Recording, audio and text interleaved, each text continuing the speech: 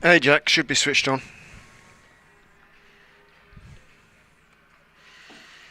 1, 2, 3, 4. Good stuff.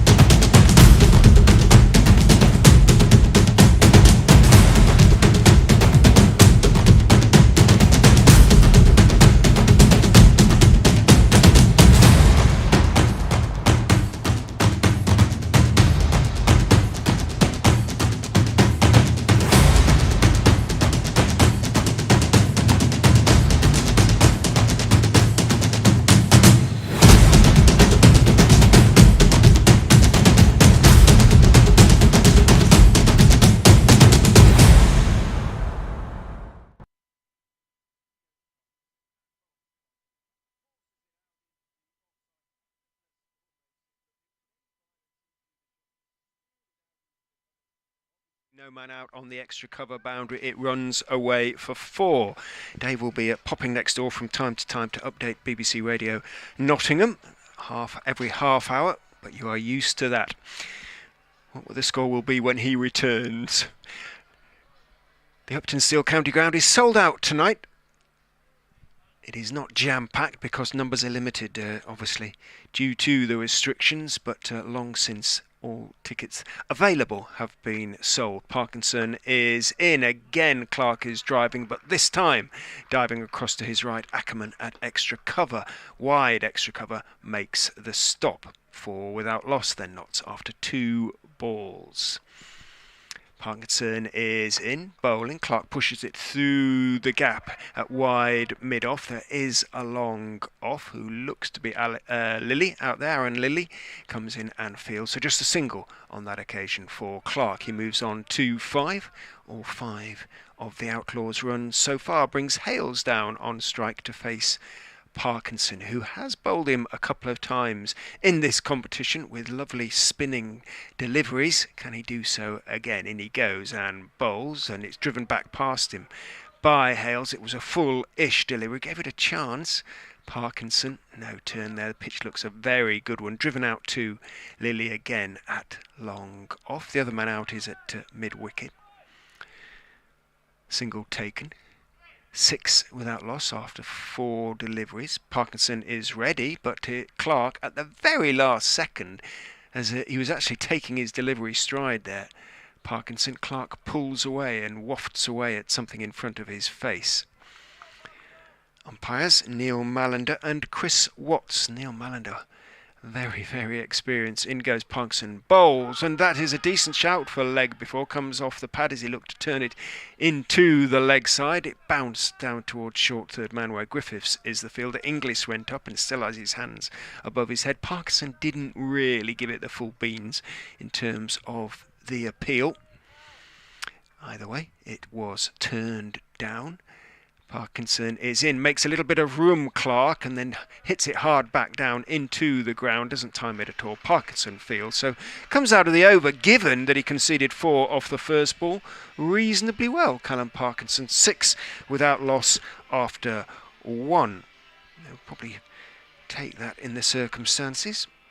Parkinson this season, 16 wickets for the Foxes and an economy rate of 7.33. He is the only Fox who has bowled all his overs, 12 innings, obviously 12 matches. This is the 13th, 48 overs. Naveen ul Haq will be the other opening bowler from the pavilion end. Naveen ul Haq, the top wicket taker in the competition so far this season. He has 21 wickets, 3 more than his nearest rival at the moment, Carlos Brathwaite, and indeed Jake Ball. Naveen is in, bowls to Hales, who steps across his stumps. It's kind of followed a little bit by Naveen, a little bit of an in-swinger. Hales ends up just pushing it out to Lewis Hill at extra cover. No run. Good start for Naveen. Certainly not one of his faster deliveries, but nor was it one of his many varieties of slower ball. He looks carefully at the ball, the 21-year-old from Kabul, Afghanistan. Little stutter at the start of his run. Then he's in past umpire Watts and bowls. That one also swings in, and Hales is careful. Not a great deal of foot movement. Blocks it back to Naveen and walks off towards square leg. Dot balls to start with. Good from Naveen. His men out are at square leg, backward square. And I'm looking around for the other cover boundary, almost point boundary in front of the manual scoreboard. So sweepers offside and leg side. Naveen is in, bowls short, pulled out to the man at mid wicket, 4-4, 1 bounce. Had there been a deep mid wicket, would have been straight down his throat really, but all Harry Swindles can do is jog back to pick up the ball as it thuds into the covers which are living down in front of the meat at the moment. So it was short, and without a mid wicket, without a deep mid wicket, It was there to be put away. Hales did so. His first boundary, he joins Clark on 5, knots 10 without loss after 9 deliveries. Ackerman wanders across to have a word with Naveen. Well, if you're going to bowl there, we'll take our man out of perhaps the covers and put him in at deep mid-wicket. The cover boundary, that is. Lots of hands on hips out there, having to wait for the ball. I think it's Swindles is looking for it. It's gone behind one of the advertising hoardings. He's having to clamber over. Obviously, people can't throw it back to him at the moment. And he's having to sort of find it down there. He's got it now.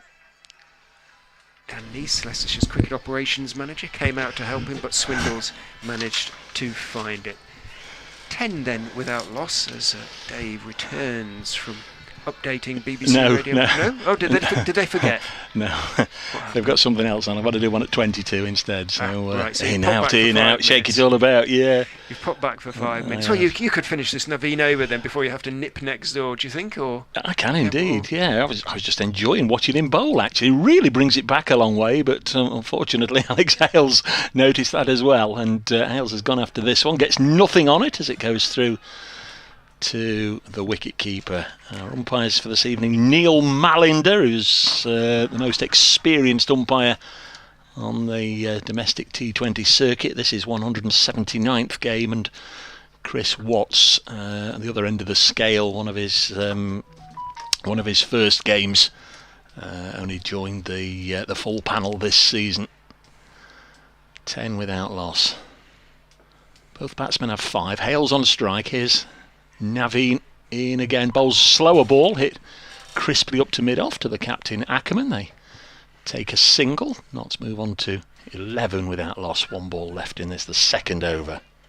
I think that was his first slower ball, but I've really enjoyed watching him, Naveen. You never know quite what's coming, and certainly the batsman can't be sure. He has gone for a few, I'm afraid. His economy rate isn't great, but boy, does he take wickets. Joe Clark just taking guard down that end for the first time to face Naveen. Last ball in the over. 11 without loss. Notts put into bat by Colin Ackerman. Naveen just tinkering with his field. Yeah, he's forever doing that. Foot here and there. Here he comes. No, not quite ready.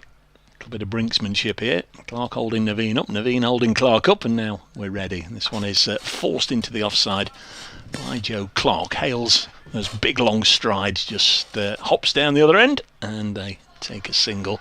And it's 12 without loss from 12 balls. You won't say either side have the advantage at the moment. Notts have just had a little bit of a look at the bowling, but I think the two Leicestershire bowlers will be more than happy to have bowled their first over for just 6 runs apiece.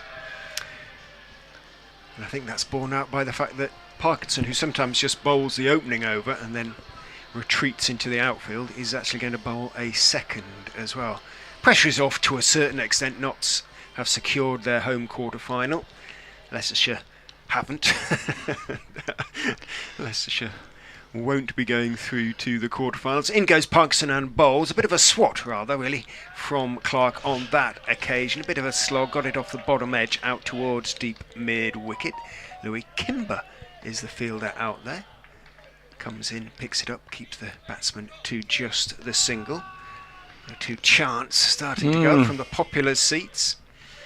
As Parkinson is in. Hales drives. Oh, beautiful shot, really. Beautiful piece of timing. The covers are well populated with Hill there and Ackerman there, but it just threaded the eye of the needle beautifully. Again, rather like Clark to the first ball. He didn't try and hit it too hard, just picked his gap, and once you got it past the outfield, got it past the infield on this very fast Uptonsteel outfield, you are almost certainly going to pick up 4.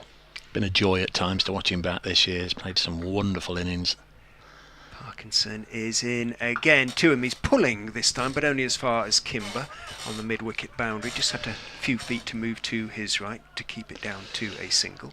So one or two people today suggesting that if Hales got a big score tonight, they'd like to see the reaction at Trent Bridge if it was read out over the Tannoy there. Of course, England playing Pakistan there this evening. Parkinson is in and floats it up rather to Clark, who jams it out, waited for it, and almost Yorker length really, had to be a little bit careful, a little bit circumspect, jammed it out to mid-on, where Ben Mike is the fielder. Parkinson in again, fatter, quicker delivery that is pulled by Clark. Out again to Louis Kimber on the mid-wicket boundary, settling for a single. 19 without loss. Clark on to 8. Hales has 11. It's not going to happen for him though, is it, one way or another? No, I don't think it is now.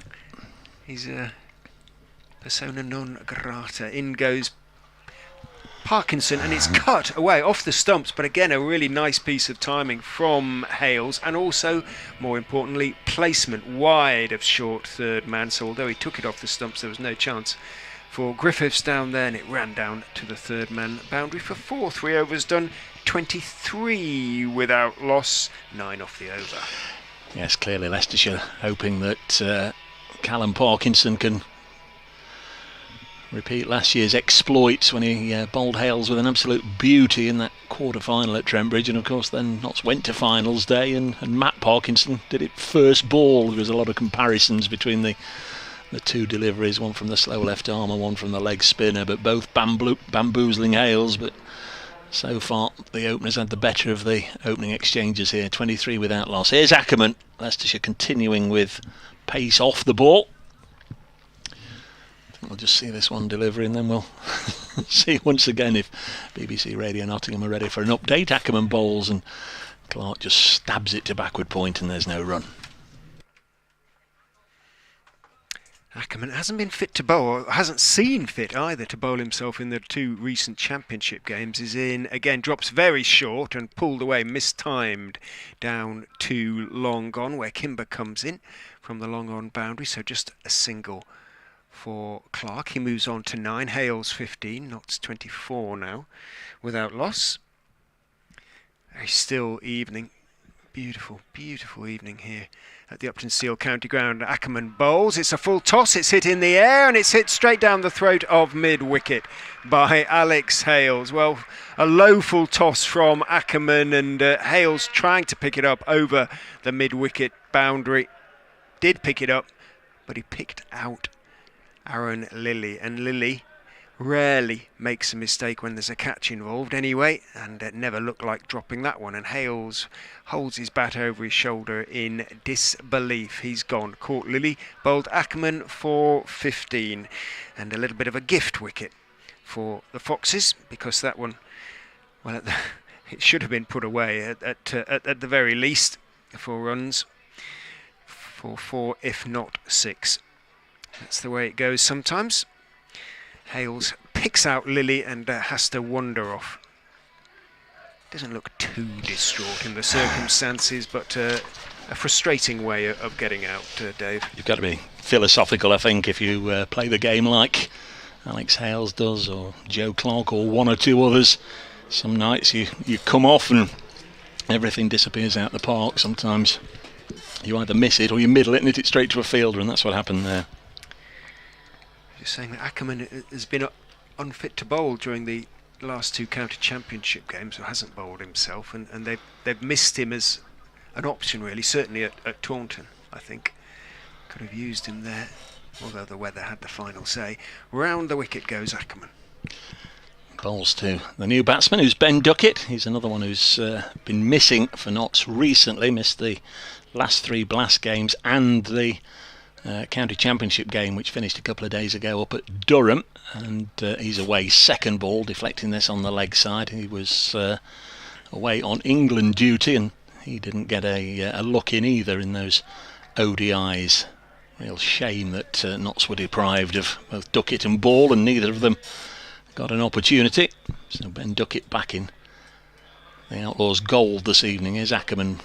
Balls to Joe Clark, a little push down the ground and an immediate shout of 2, and they get on very well on and off the field, this pair. Very good friends, Ben Duckett and Joe Clark, and they were certainly on the same wavelength there, and they take a couple of runs.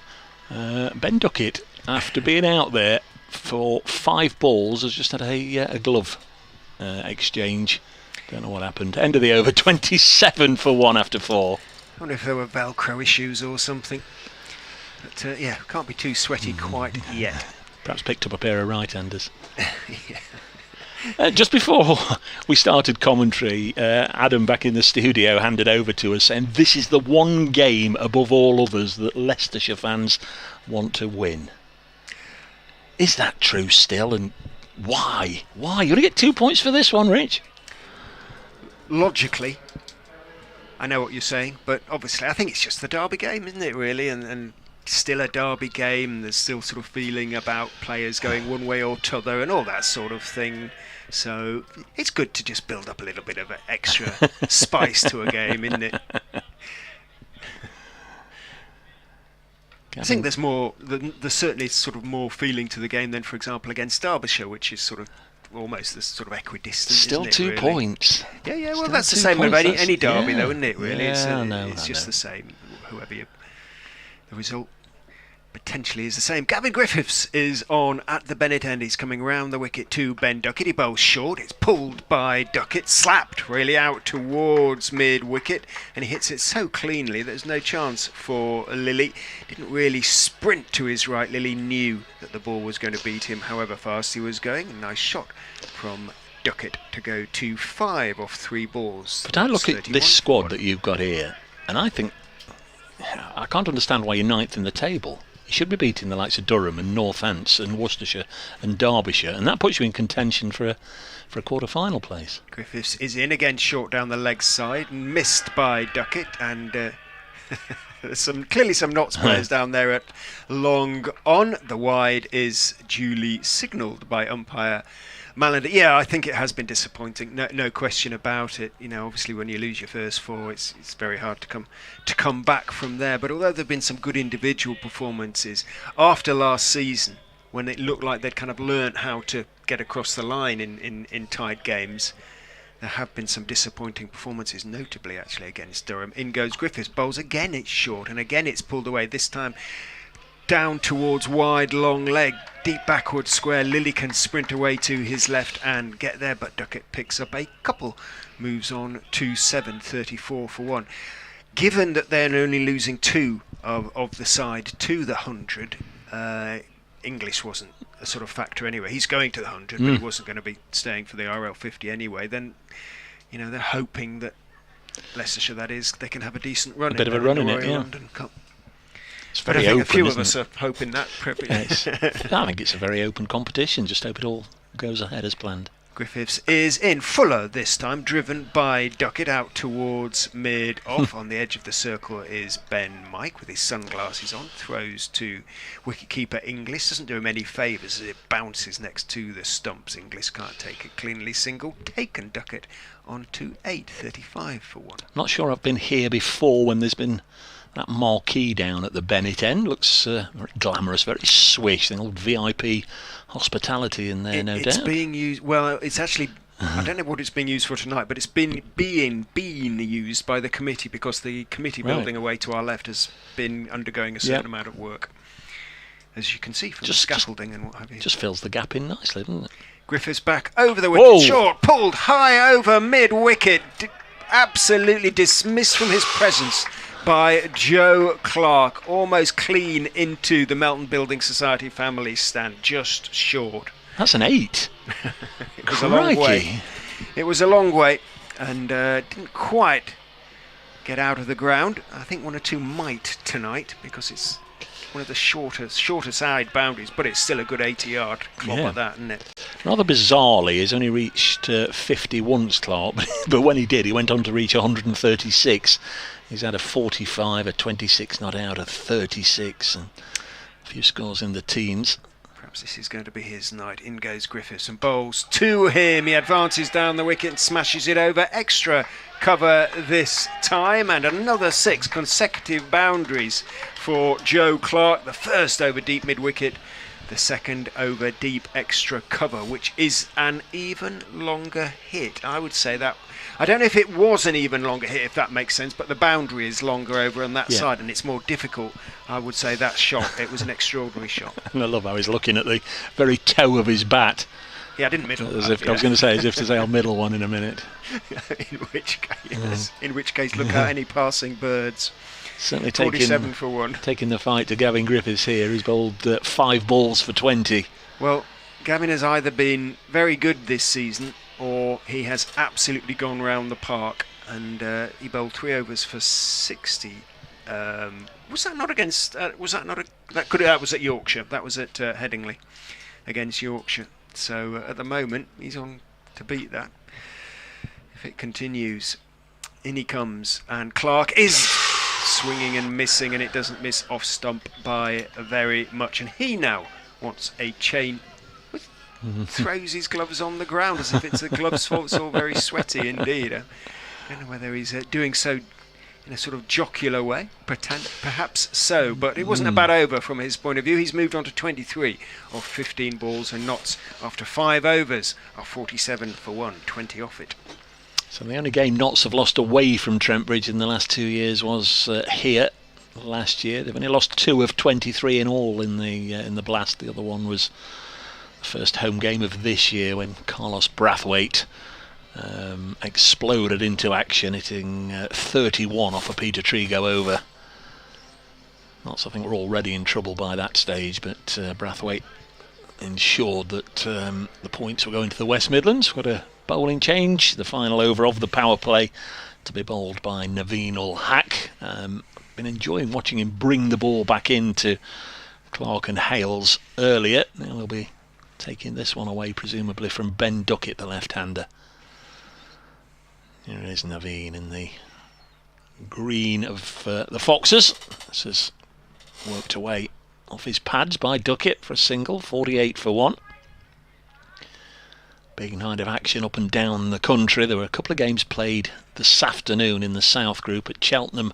Surrey defeated Gloucestershire, and Hampshire having a double header today.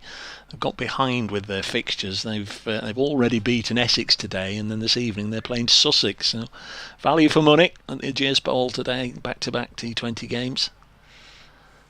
Naveen ul Haq to bowl to Clark, who's on 23 from 15 balls, a slower one which is just dragged down through mid-wicket. They'll comfortably take 2 this time, and again Aaron Lilly, who's been a busy boy out there on that boundary, keeps them 2-2, and the 50 comes up. 4 balls left in the power play. Jake wants to take issue with your "it's only 2 points" comment. He says, by that logic, why do Forest and Derby fans get so worked up about a game that's only worth 3 points? I know. I'm absolutely. I'm with you there, Jake. Well, perhaps Jake is a die-hard. It means more than most, but yeah, I don't know. My ears are kicking the cat when respective cricket or football teams. I didn't. For all if the RSPCA are listening. Next ball is forced away by Clark into the offside. There's no run, but you know what I mean. It does tend to spoil the weekend, doesn't it, for a lot of people.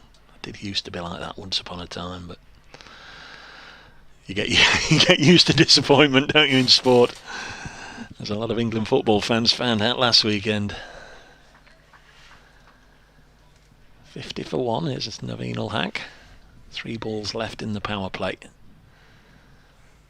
He's bowled 9 balls, gone for 9 runs. Clark is on strike on 25, and he's played this beautifully away. It goes over the ropes and into the advertising boards over on what's that called? Isn't that the Sarah Milligan side of the ground?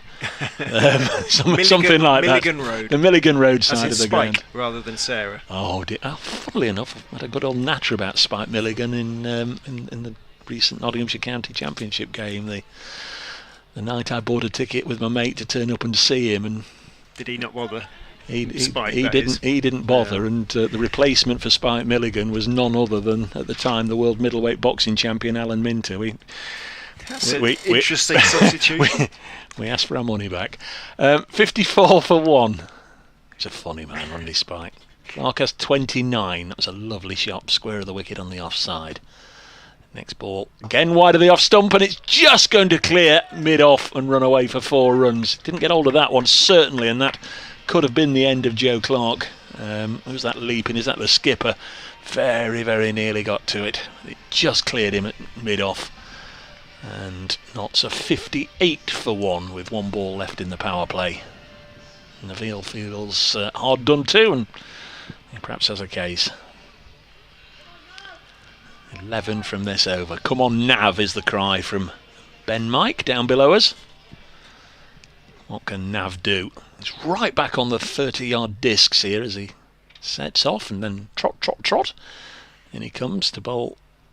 And Clark has again forced it up and over the offside. Took the aerial route. Very, very safe from Joe Clark. 4-4-4 to finish the power play overs.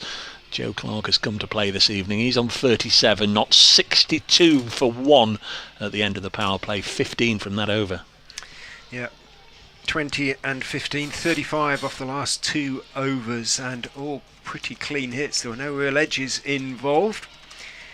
And, well, first impressions were that it looked a pretty good pitch. The ball would come on nicely on a very fast outfield, and that looks to be the case. I suspect we are looking at a 200 plus pitch here tonight. And in Clark and Duckett, Notts have got the men to steer them to those sort of figures. Ben Mike is going to replace Gavin Griffiths after his 1 over went for 20 at the Bennett end. The Notts win at Trent Bridge a fortnight ago has levelled it all up in the head-to-head over the years. 15 wins apiece. So, winner tonight gets their noses in front. So Notts fans definitely down there at long gone. In goes Ben Mike and bowls very straight on off stump, and Duckett is circumspect, reasonably careful, drives it away through the covers. There are gaps in the covers now, of course, because it is the end of the, or it is the second power play. It's the end of the first power play. They're all power plays, but just different kinds thereof, aren't they? And fielding regs change. Leicestershire got a bit more cover out there now, but there are more gaps in the field. I envisage Duckett will continue playing it along the ground, but Joe Clark just seems to still go for broke. Long on, mid-wicket and backward square, all on the boundary as Mike comes in and bowls to Clark, who's hit it high towards mid-wicket, and it has gone the distance. Wasn't sure he'd got all of that at first, and again he looks at the bottom of his bat slightly concerned, and it almost looked as though he chipped it, but boy, it travelled and it sailed over the mid-wicket boundary. Bisected the fielders. Neither would have, even if they'd been under it, they wouldn't have got there. I was concerned for the cameraman. I don't know if you've seen him. There's John Mallet down there. There's a cameraman at the base of one of the floodlight pylons, and I think he'd quickly weighed up. This might just clatter into the pylon and then bounce back down, and if it did, he might have been underneath it. So he was protecting his head and his equipment and trying to keep an eye on the ball as well. That was a mighty blow. As I said, Clark might take the aerial route, but I think he's broken his favourite bat. Looks that way, showing it to Josh English and to Naveen at the moment. The 12th man is coming out with another change of gloves. We've got 12th and 13th men out there. Ben and Compton the new bats. and Lyndon James. Now, Lyndon James is one of the 4 Notts players who've been called up to play against the Indians this coming week at Durham. Zach Chappell, Liam Patterson-White, and Asiba Mead, the other ones. It's one of the young Leicestershire Academy lads who's involved as well, so that'll be a great experience for him. Yeah. 69 for 1. That was a big blow. Clark with new bat. On 43 of 21 balls, Mike charges in, very straight run, and bowls to him again. He's looking to pull it away over mid-wicket, seams back in, hits him high on the pad, almost the thigh pad. Mike appeals, but no chance of that appeal being answered in the affirmative. Bounces out into the offside for a leg bye. Somewhat ironically, I think that's the first one he's not hit, and it's the first one with the new bat. We did have a bizarre situation up at Durham, one of the earlier games, when Alex Hales finished 96 not out. He had to change his bat in the last over and swished and missed the last 2 balls. Mike is into Duckett, short, pulled, but only as far as Lilly, who's down there at deep backward square, about 10 yards inside the ropes in front of the meat. Throws on the bounce to Inglis, single taken.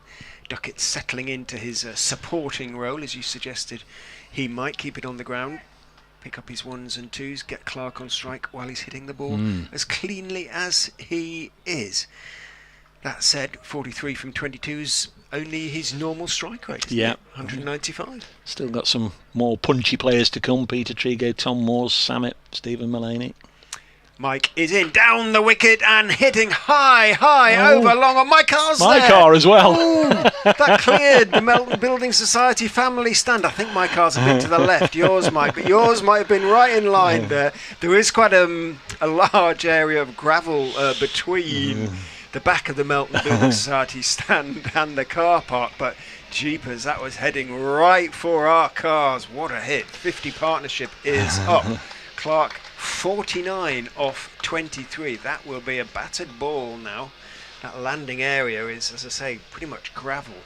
The back of that stand, I was pleased to see. It caused me to stop and have a good look. It's a real tribute to Colin Ackerman's 7 for 18 here, was it? You know, all the details and all the bits and pieces, the date and everything. A nice commemorative little piece on the wall there at the back of the stand. Very, very nice indeed. Well done, the Foxes.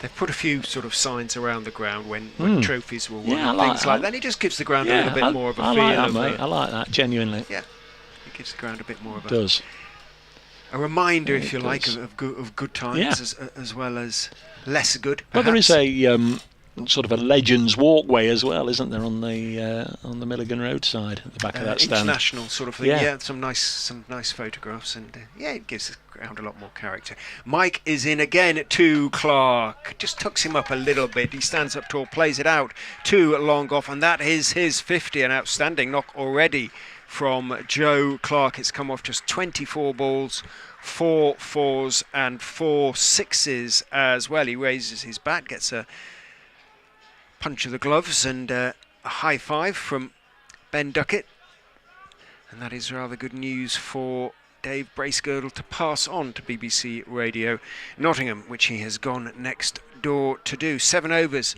have been bowled and 78 for 1. Radio Leicester FM listeners now heading off to join Hurdle White, the great Hurdle White, for his reggae show.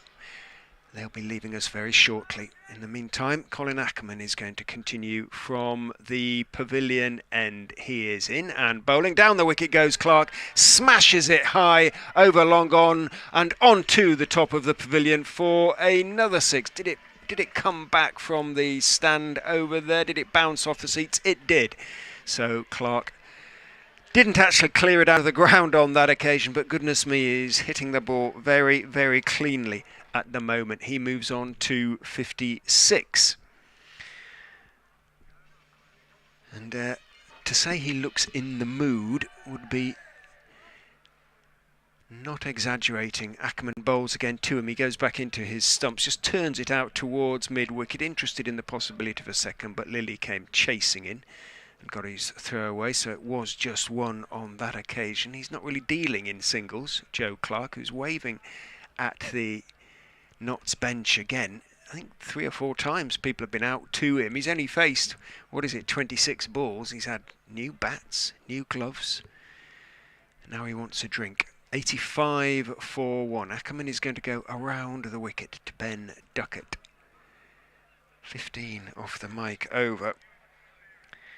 So the last 4 overs, I dread to think it from Leicestershire's point of view, that's a foolish delivery onto middle and leg from Ackerman that is just calmly turned out to deep mid-wicket, along the ground all the way by Duckett.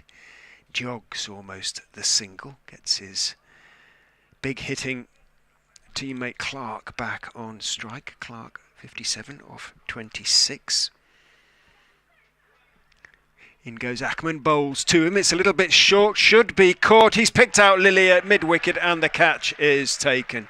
So Clark's explosive innings comes to an end. But what an innings it was. 28 balls I think he faced for his 57. And 27 balls for his 57. 4 fours and 5 sixes. And he has given Nottinghamshire a pretty good start. The run rate at the moment is 11.5, but Lilly takes his second catch. Ackerman, his second wicket. Well, Dave was talking about that Ackerman record. He does have a knack of picking up wickets in the T20. I don't think he's going to pick up 7 again tonight, but you never quite know. 2 for 12 from 1.4 overs. hesitate to say they've not been the best balls he's bowled to take wickets ever. A full toss which Hales hit straight to deep mid-wicket, and that was a bit of a long hop which Clark hit straight to mid-wicket. Lilly the catcher in both cases, but the bowler, always entitled to point to the scorebook, says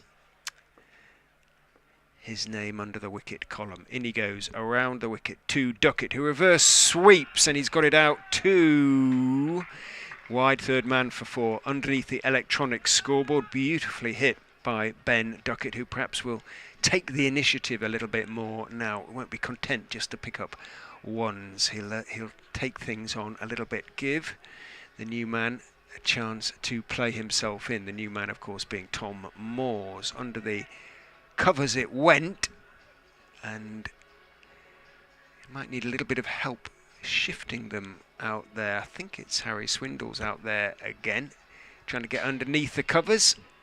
He emerges from the in front of the electronic scoreboard. The ball has been found.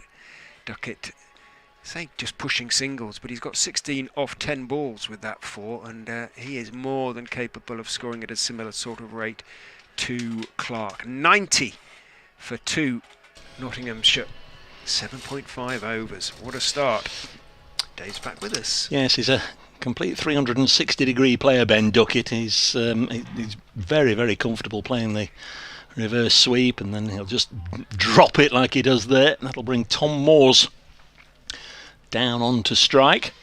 Tom's not been too well. In fact, it won't. It's the end of the over, I beg your pardon. 91 for 2, so 13 from that over. Ackerman's got the 2 wickets to fall.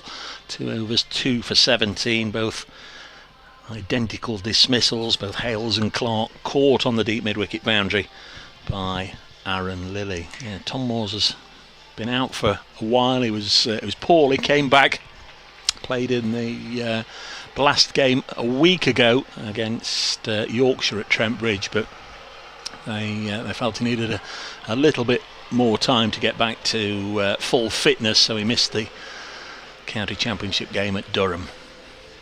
I was just saying, it not the 2 best balls that Ackerman has ever bowled to take 2 wickets, but all shows in the scorebook, doesn't it? Full toss and a long hop.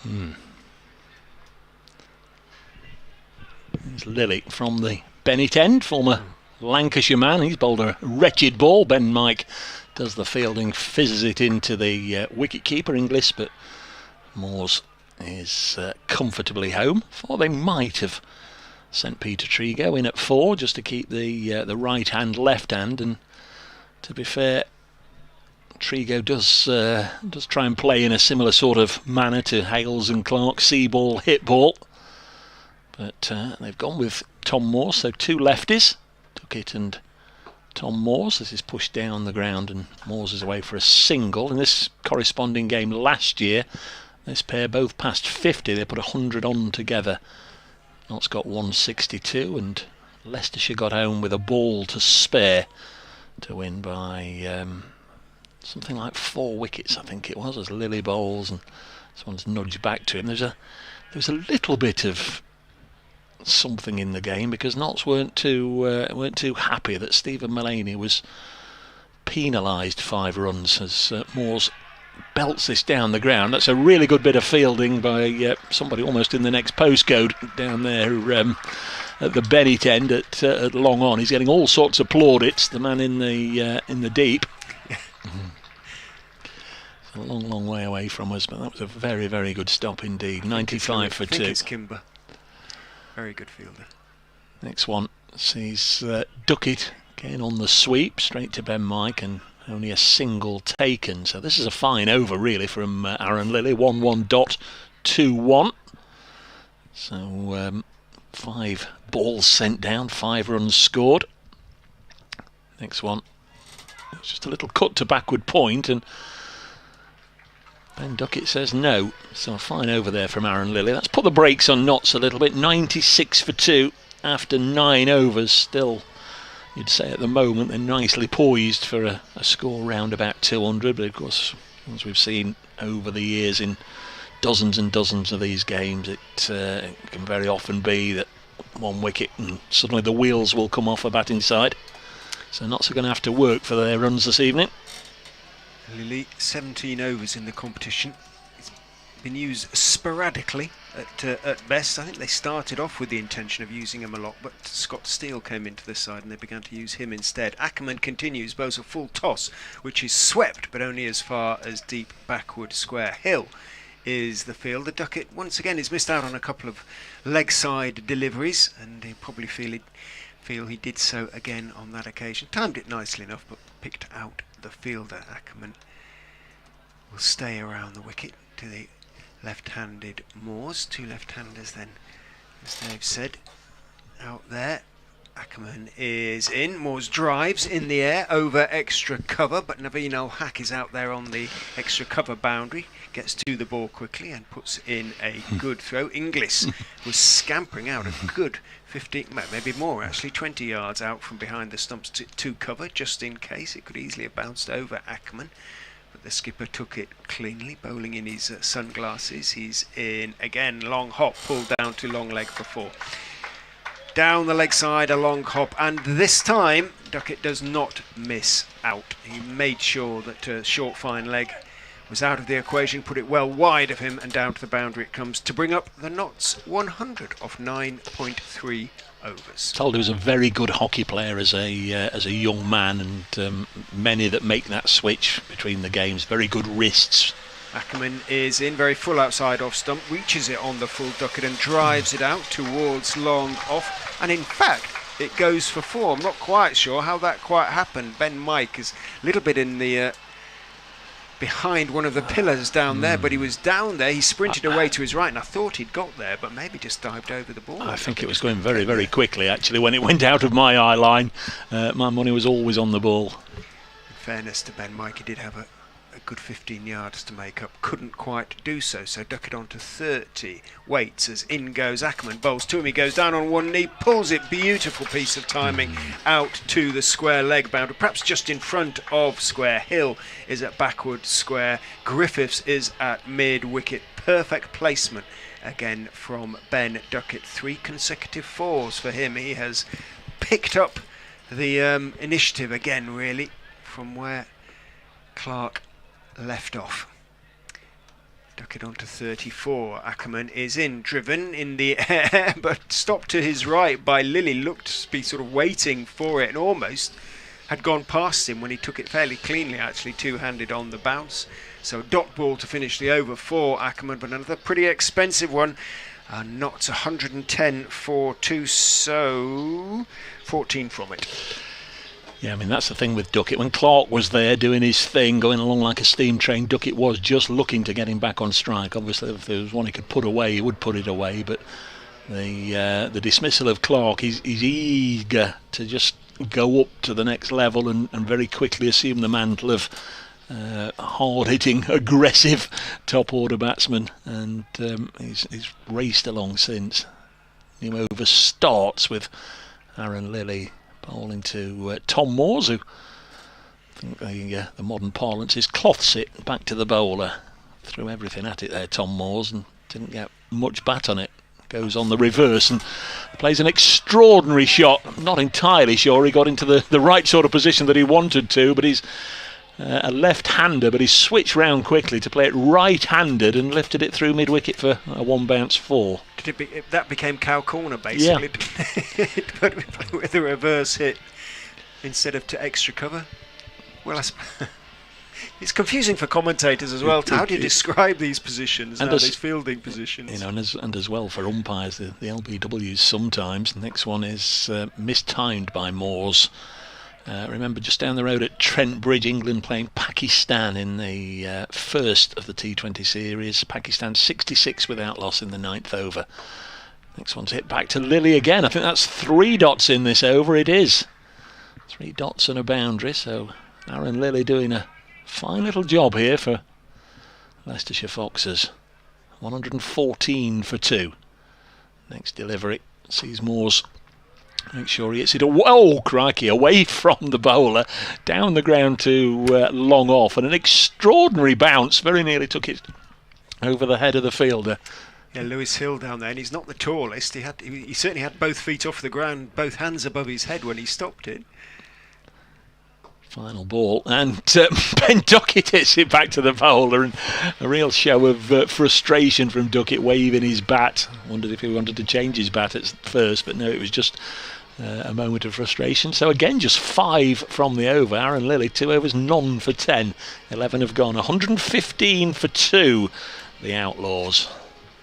Yeah, Lilly showing the benefit of his experience. This is the job that Leicestershire kind of hoped he'd do throughout the T20 competition, but he's, as I say, although they started using him, he went for a few runs, and his economy rate coming into this game is 9.5, which sort of explains why they didn't use him that much over the full 17 overs. Gavin Griffiths, talking about economy rates, is coming back on from the pavilion end, conceded 20 in his first over. Lovely lad, Gavin, and as I say, he's blown hot, very, very hot, or very, very cold in this competition so far this season. Perhaps he'll do better from this end. Round the wicket he goes and bowls 2 mores, and that is a good delivery that's played back down the pitch to him. He sprawls to his left to make the stop. Ben Duckett had gone nowhere, so no point in underarming the ball at the stumps. Mike would have probably got across in case the underarm had missed. Every fielder on the leg side on the boundary, every fielder on the offside, therefore inside the circle. Not anymore, because Mike is going out from mid-off to lower, and he's picked up a wicket. Yeah, very easy for Notts to get into a little bit of a hole in these middle overs. Tom Moore's looking to play aggressively, but goes for 7, 115 now for 3. Faced 10 balls, hit the 1-4. Samit Patel is the new batsman. A couple of weeks ago got an unbeaten half-century at Trent Bridge, having a fine old season.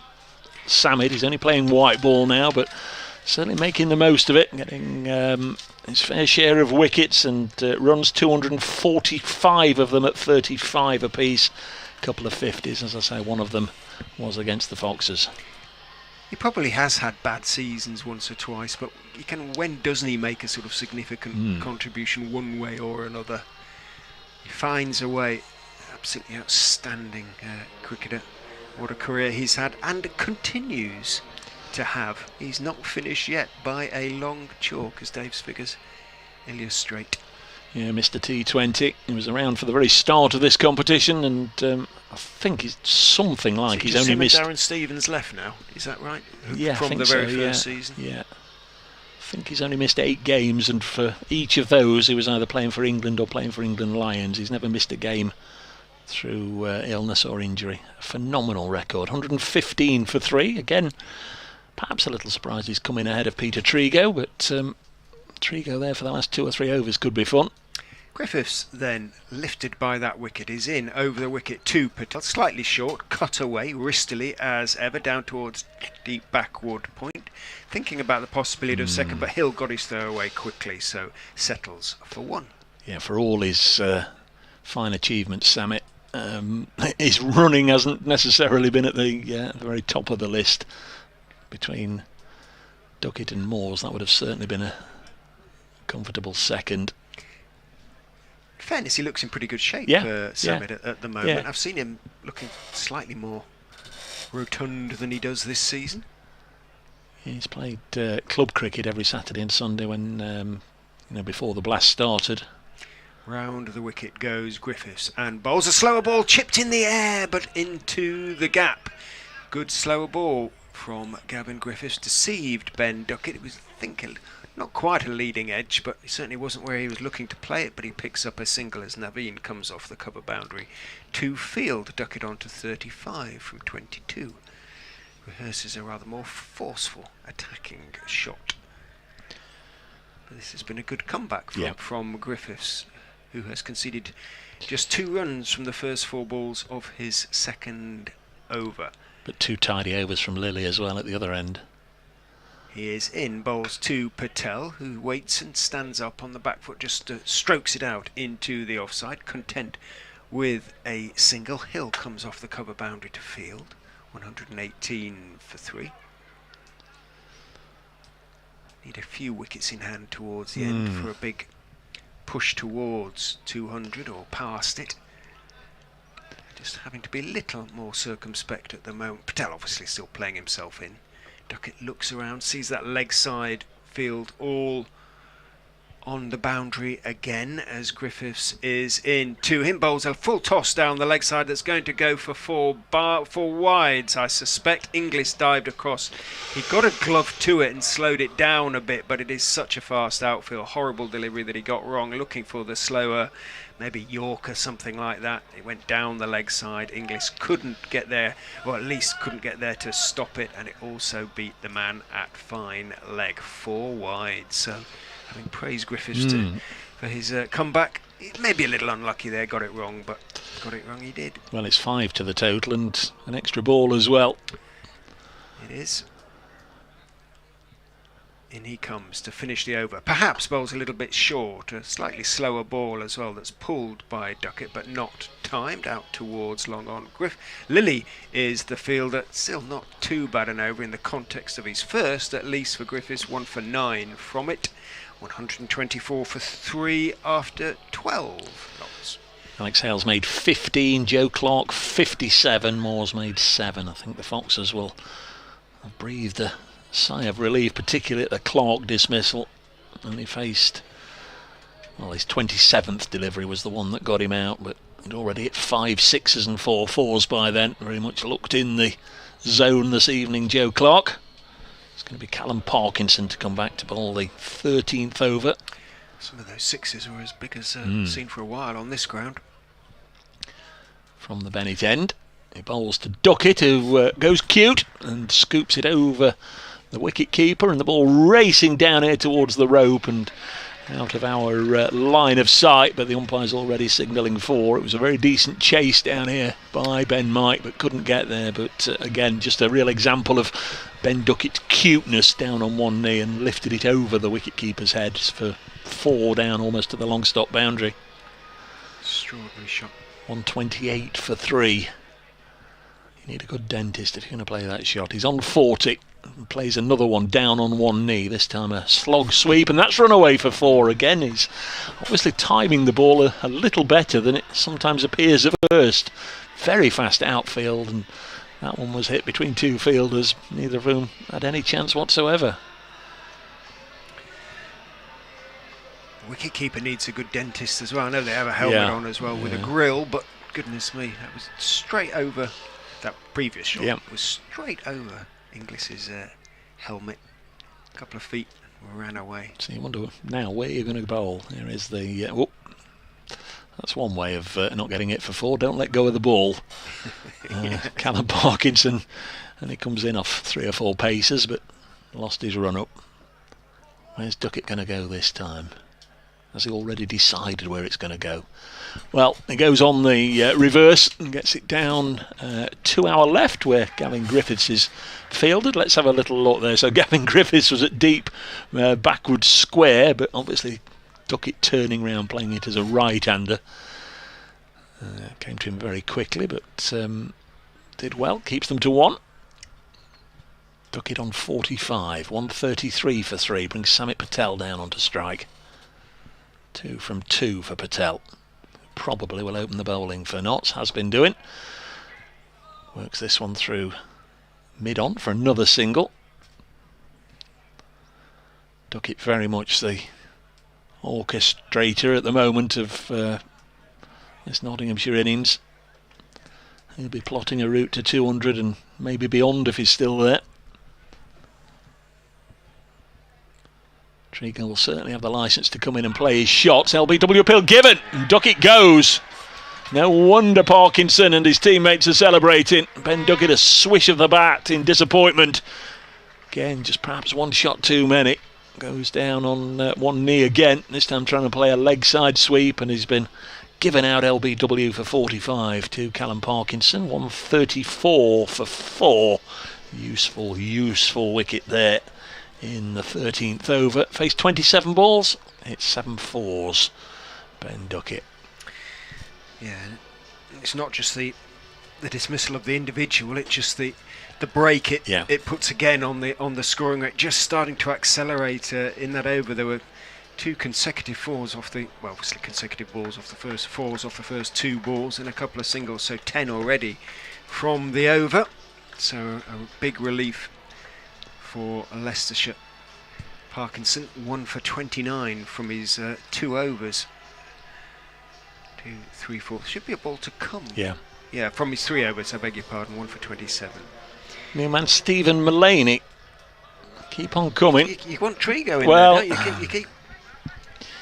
You had him in three dismissals. Well, the last 3 games we haven't had either Clark or Duckett playing, and he has been coming in at 3, and he's done a very, very good job. So I'm a little surprised he's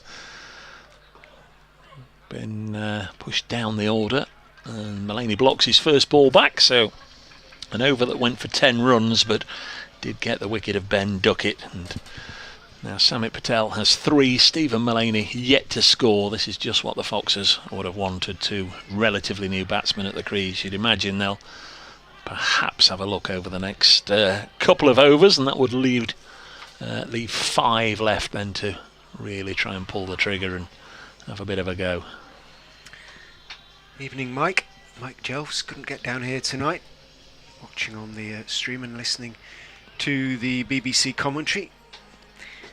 BBC provides ball-by-ball commentary on every ball bowled in county cricket throughout the summer. Aaron Lilly is going to bowl his 3rd over. First, however, from the pavilion end. Down the wicket goes Samit Patel, slices it, but slices it over extra cover. It's going to fall between the fielder coming in off the boundary, Griffiths, and the fielder going back from the edge of the square, Swindle. So Patel picks up a single. 4 off 4 balls for him, all singles, obviously.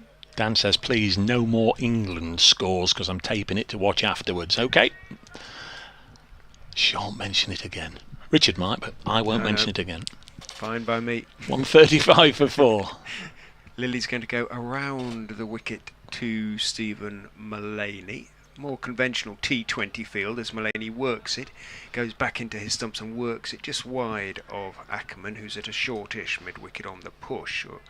And Ben Mike has to come in from long on to field on the edge of the circle. Mullaney off the mark with that one. Patel now has the responsibility to take the initiative, goes back and cuts at a short wide delivery from Lilly, a faster ball. It was there to be cut away but missed by Patel. He's probably a bit annoyed about that because he's a wristy player and likes the cut. Lilly is in again, just tossed up and advancing down the wicket, can only clip it out towards Ackerman, and Lilly continues to bowl parsimoniously. It's been a really good spell by him so far. 12 off 2.4 overs.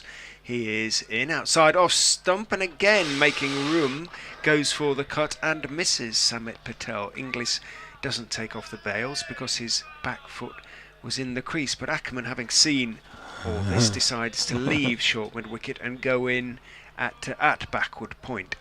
If that's where Lilly is going to bowl, he is in, bowls a bit straighter and it's chipped through sort of wide mid-wicket. I don't think it would have been anywhere near Ackerman. Down to long on, the single is taken, but an outstanding over from Aaron Lilly, just 3 from it, 3 overs for 13 for the Lancastrian Notts, 137 for 4 from 14, 6 remain. It's looking about a sort of 190 to. Well, it's coming down, isn't it? 200 would be a good score, I think. But looks a decent track. You just never know, do you, Rich? No. You can just suddenly have another over that goes for 18 or 20, or you can have another over that goes for 3. It's one of these things we often see games lurching this way and that. Here's Parkinson bowling to Samit Patel. He'll play it on the leg side, brings Stephen Mullaney down on to strike. This is the 15th over. I'm not going back on what I said about Trent Bridge, but one thing I'm going to mention, you're all right, I'm not going to tell anything that's going on this evening. It concerns Luke Fletcher, who's not playing this evening, as Mullaney comes down the track and hits it down to long off. I understand they've had a mobile vaccinating caravan there today, or van, anybody who wanted to get there, either their first jab or their second jab or whatever. And Luke Fletcher is not playing this evening. He's been down. There's pictures all over the internet. I've retweeted it on Twitter. 140 for 4 as the next ball is it down to long on. So I'm sure the old big lad won't have a stiff arm in the morning, but he's not playing this evening. He's sitting this one out. Played all the games this season in this competition. Next one, another single from Mullaney, and the boundaries have dried up. Mullaney on to 3, Patel 7, 141 for 4. He's just struggling to get it away at the moment, Samit. 7 singles for him. It's a very different game of T20 from the one that Samit first played back in 2003, I'm sure. He gets a boundary here, I think, though. He's played that nicely. Proper cricket shot by Patel. Just backward of the, I'm going to say the square leg umpire. It's the point umpire. He's come over onto the offside. Just backward of him and away for 4. Nice looking shot. Yeah, when this competition started, you really didn't give much prayer for the spinners. They'd perhaps come on and get smashed to all parts. But over the years, it's gone the other way round, hasn't it? The craftiness of the spinner has been a key weapon. As Patel has found out, gets another single on the leg side, and that's a really, really good over once again from Callum Parkinson, who's now finished 4 overs. Is that 1 for 36? It is. 146 for 4 then, with 5 overs to go.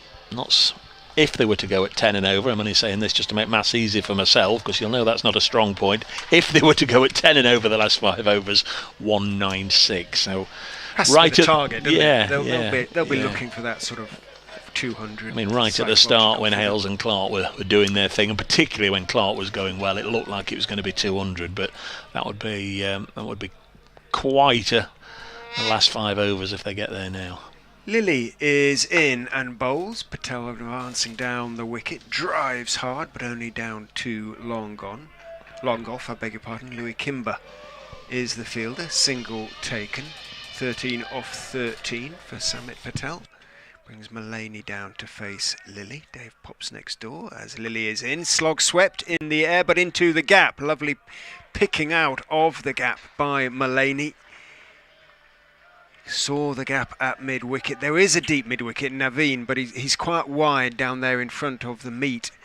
There is a deep backward square, so there's a sort of gap of about 40 yards between them, and Lilly tells Naveen to go that little bit wider towards his teammate. Lilly is in, bowls a full toss that's hit in the air and straight to Ackerman at extra cover. Umpire Watts just checks with umpire Malander that it wasn't above waist height. It wasn't.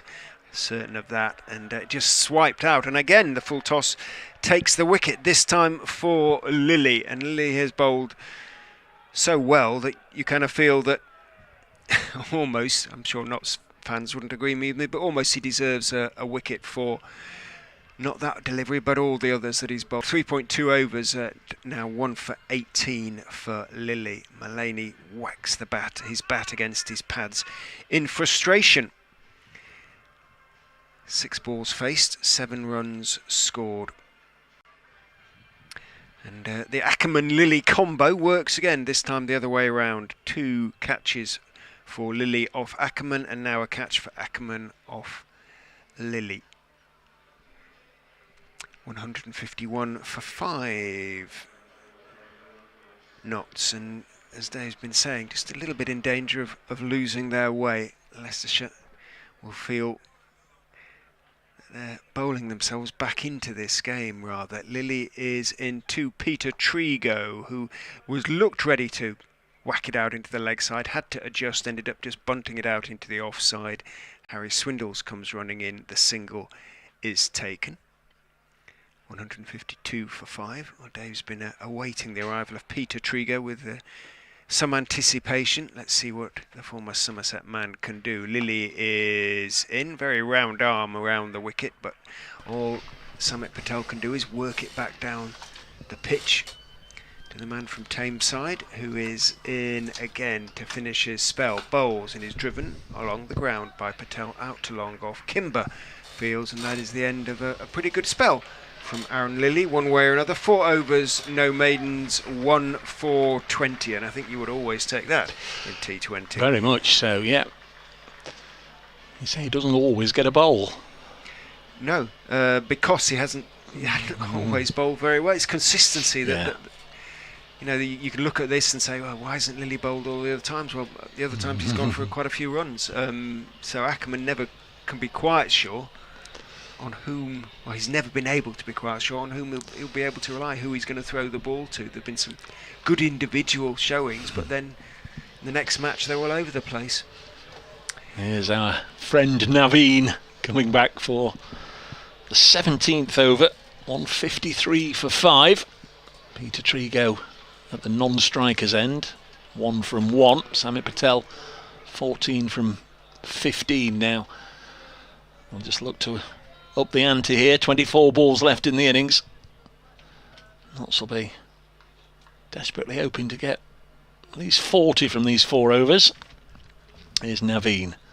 Brings the ball back into the right-hander. Does again. And Patel has run this away to third man for 4. Runs down to the other end. Samit grounds his bat like in the school playground. And then turns to have a word with Trigo. Touch of the gloves. Clever shot. Yeah, when it's not your day, or the team aren't having particularly a good day, that one goes to either of the 2 fielders, but he just managed to bisect them both absolutely perfectly, didn't he? Yep, perfect placement. 157 for 5. There's Naveen. Balls Patel into the offside. He'll get a single. 158 for 5. Scott pulling me up straight away, says Ricky Clark, Ryan Tenderscarter and Gareth Batty all played in the first T20 season. Tenderscarter, Batty and Clark. Right, so that's 5, we reckon, with Samit and Darren Stevens. Of course, Stevens would have been here. The Foxes, one of the strong sides in the early years, still the only side to win it 3 times. Notts have won it twice along with Hampshire, and he's bowled him. Naveen with a slower one bowls Peter Trigo. Just a single for the former Somerset man, the 40-year-old who had been looking forward to seeing out there this evening. Doesn't put on a show this time. Bowled second ball for 1. Really good slower ball, well disguised by Naveen, and just telling all his teammates exactly how he did it and why not. Well bowled indeed. Did he not bowl Trigo first ball at Trent Bridge? May well have done. May well have done. Your memory's better than mine. But I think he did.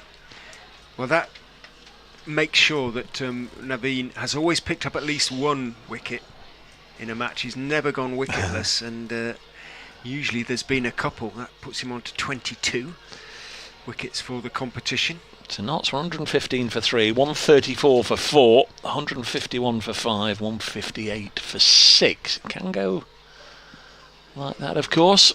New man is Calvin Harrison. I saw in one particular match preview I read for this game that tonight was going to be a battle of the seamers. Calvin Harrison of Notts versus Naveen Ul-Haq of Leicestershire Foxes. Don't give up the leg spin, I didn't Calvin. write it. No, no, you didn't. But here is that particular duel. Naveen to bowl to the Notts man who's out first ball. Pulled it to deep mid wicket, and Naveen, as he was at Trent Bridge, on a hat trick. Pretty sure he got 2 in 2 there, and Calvin comes and goes. And Notts at 158 for 7, and the old quack gets its first outing of the evening. Calvin Harrison caught in the deep on the leg side. Lilly again. Off the bowling of Naveen. Out for naught. Hat-trick ball then, and it's Matt Carter on his way out to the middle. Don't think they cross, but wasn't particularly watching what Samit was up to, but it was hit very, very... yeah, it was travelling, wasn't it? I Very don't think it'd have got that. Forcefully out to deep mid-wicket. Let's have a little look which end Carter goes to. He's being briefed on all possibilities here by Samit Patel, so Matt Carter will be on strike, Naveen Ul-Haq will bowl, and Richard Ray will talk you through it. Trigo was indeed bowled by Naveen for a duck at Trent Bridge, so Naveen on a hat-trick. Well, that would be something. for the Leicester supporters to cling on to. In he comes from the Bennett end and bowls to Carter, who just calmly leans forward and blocks it out towards backward point, where Harry Swindles is the fielder. So not this time for Naveen Ulhak. Still 23 wickets for him in 13 matches now, and he has an over after this. He's still got 7 balls left, so how many more? Could yet be another wicket or 2. He has the knack, this boy, no question about it. Can't do much more. You can't ask much more from your overseas in that respect. No. Top wicket taker. In he goes and bowls a slower ball, and advancing down the wicket, Carter just pushes it out into the offside, thinks about a single, sent back by Patel, and I suspect rightly. End of the over. 2 wickets taken in it, and Naveen Ulhak 2 for 26 from 3 overs. Well, it was the right call in the sense that Samit hadn't backed up and had no interest in going for the single. So yes, to say no was the right call, but there's plenty of others, I'm sure, who would have been backing up, would have been 4, 5, 6, 7 paces down as the ball was on its way to Carter, and as he pushed it into the gap on the offside, might well have responded to the call and gone through. But Samit plays the game his way, and he's on strike now and likes the role of centre stage. 3 overs to go. Ackerman bowls and helps this away behind square. He'll only get a single, so he's down to the non-striker's end, and probably the Foxes will like that. Skipper Ackerman bowling. Terrific couple of wickets there for Naveen to really put the brakes on Notts. The over only went for 5 runs as well. Ackerman 2 for 32. He's in his final over. Bowls to Matt Carter. Goes on the slug sweep. It's up in the air, and Ackerman's going to get another one.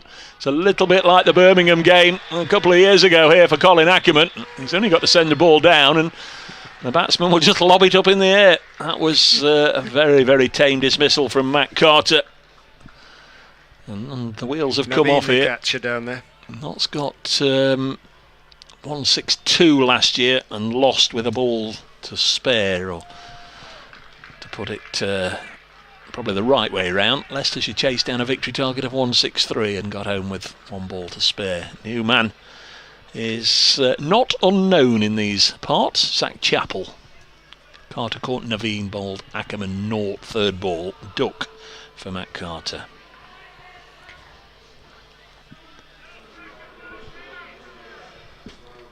We said the game could turn around, but it has really been quite extraordinary.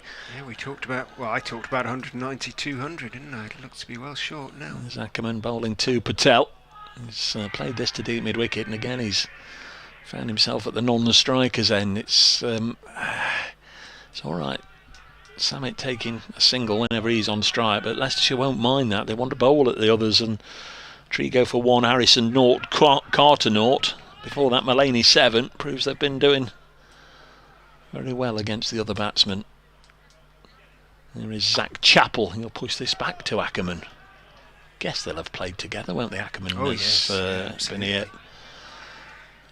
He's been here longer than Chappell's been at Trent Bridge. Let's put it that way. Comes in again, bowling to Zach Chappell. Played on the leg side, and Zach is away. His first run, 161 for 8.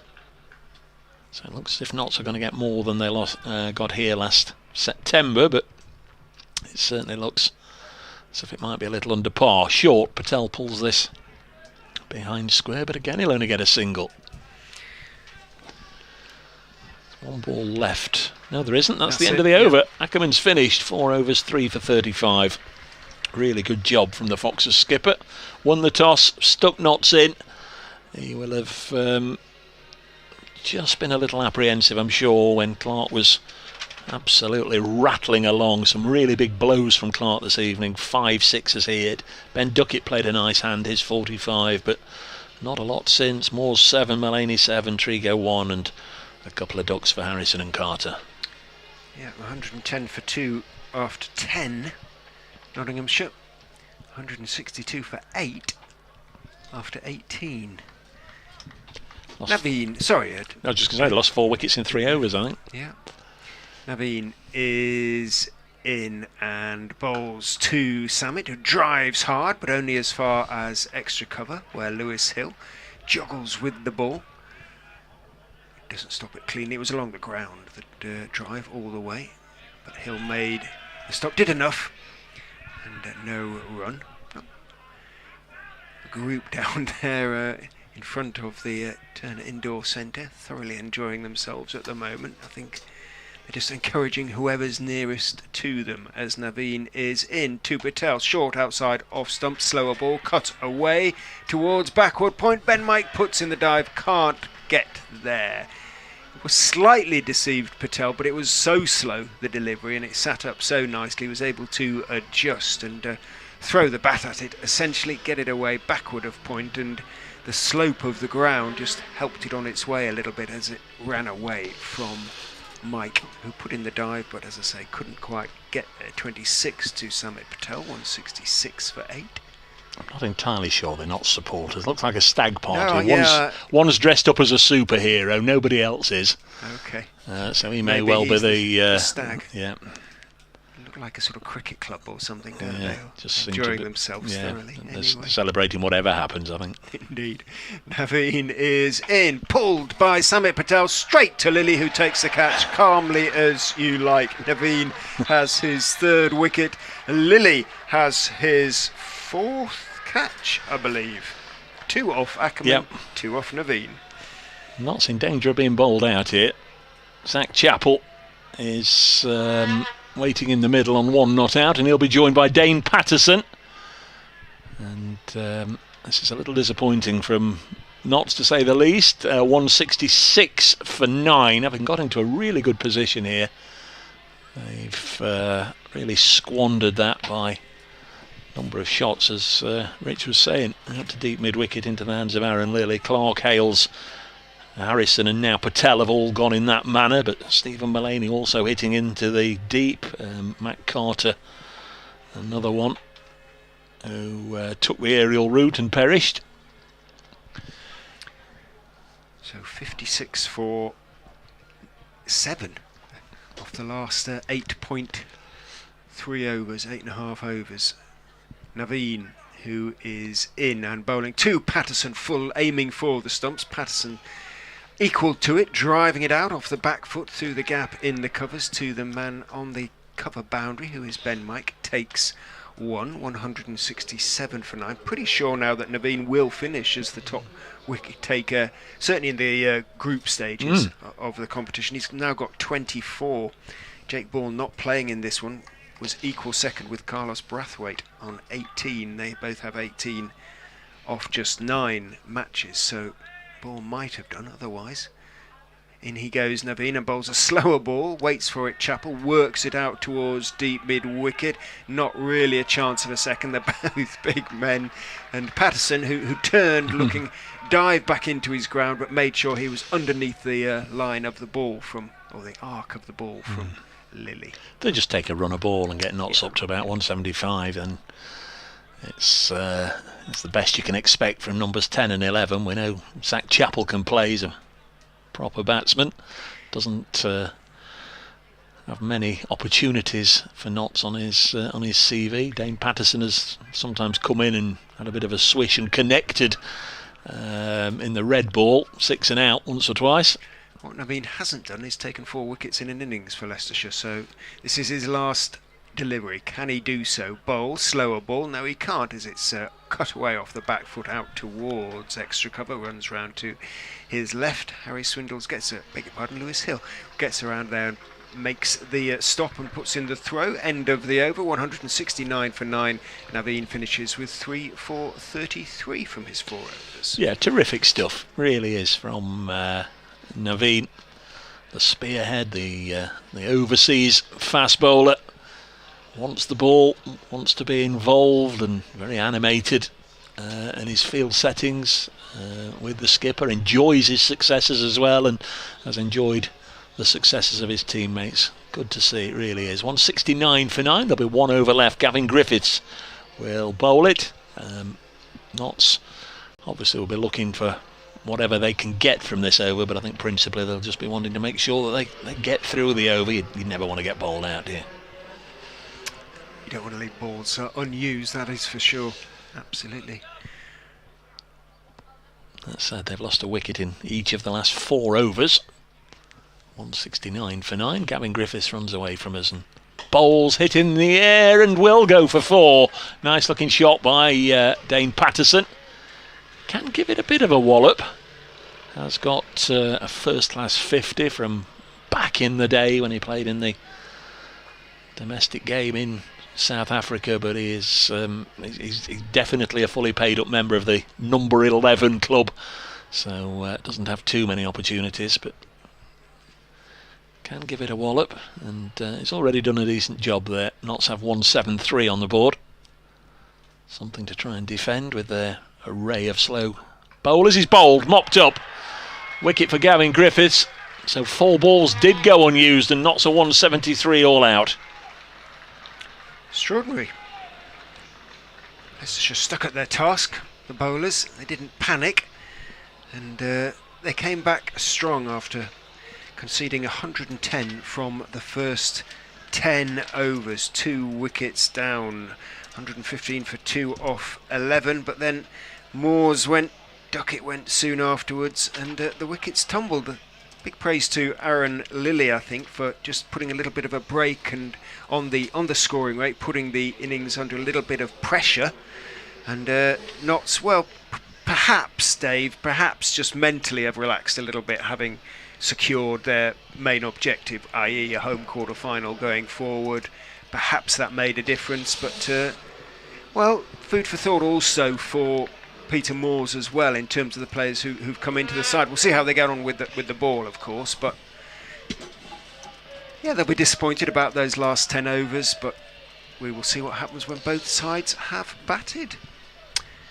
Back with you, Adam.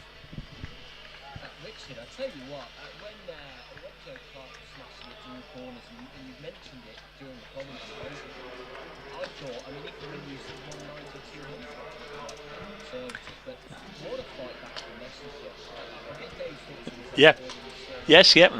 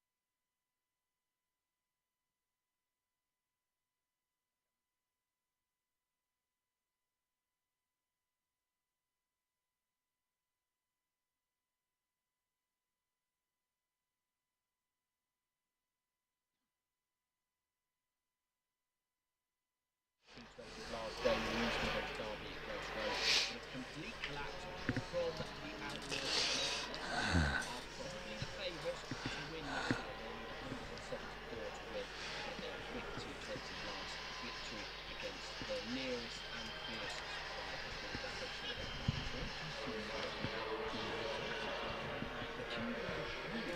rival.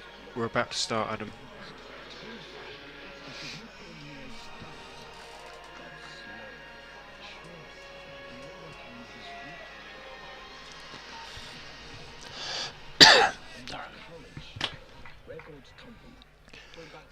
Yep. Starting now.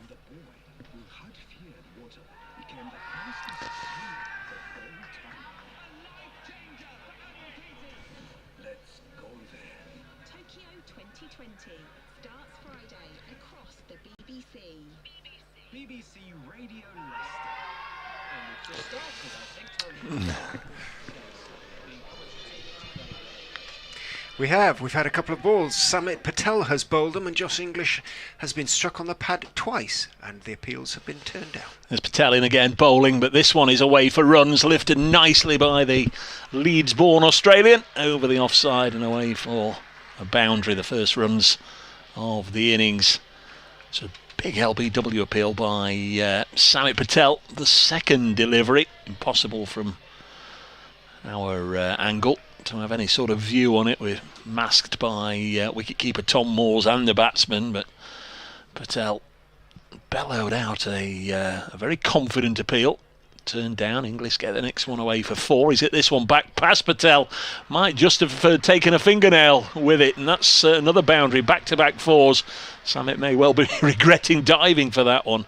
Certainly got the end of his fingers to it, I think. Went quickly away for a second boundary. It sort of bounced a little bit on him as well. It's a tricky one. 8 runs on the board. Notts only got 6 from the opening over. And this is played out to deep mid-wicket where Peter Trego's doing the field. No, it's not. It's Ben Duckett out there, I beg your pardon. Single taken, 9 without loss. They brought Rishi Patel in at the top of the order. Left Scott Steele out. Steele's strike rate only just over 100. So although Patel hasn't played much, they just wanted a quicker start. Next ball from Patel to Patel. And Rishi gets off the mark first ball, working it out into the deep. So all fine and dandy as far as the Foxes are concerned there. Samit has very often started with a wicket or a very low scoring over, but not this time. 10 runs, so immediately the Notts battle plans are knocked into disarray. Looks as if it's going to be Matt Carter to bowl the second over. It also looks as if Matt Carter's had a haircut since the last time I saw him. Certainly very, very closely cropped haircut for the big, tall Lincolnshire-born off-spinner. There's a few of them out there, aren't there? Cropped hair, as Dave pops next door to update BBC Radio in Nottingham. Carter around the wicket. He's ready to go, but decides to start again. In he goes and bowls to Patel down the leg side. Patel tries to whack it away, doesn't get anything on it. Taken by Moores, takes off the bails, but because it's down the leg side, it is going to be signalled wide, and is signalled wide by umpire Watts. Carter is in. Patel is down the wicket, lofting it just over mid-on. It will accelerate off the turf. Can't get there, Zach Chappell.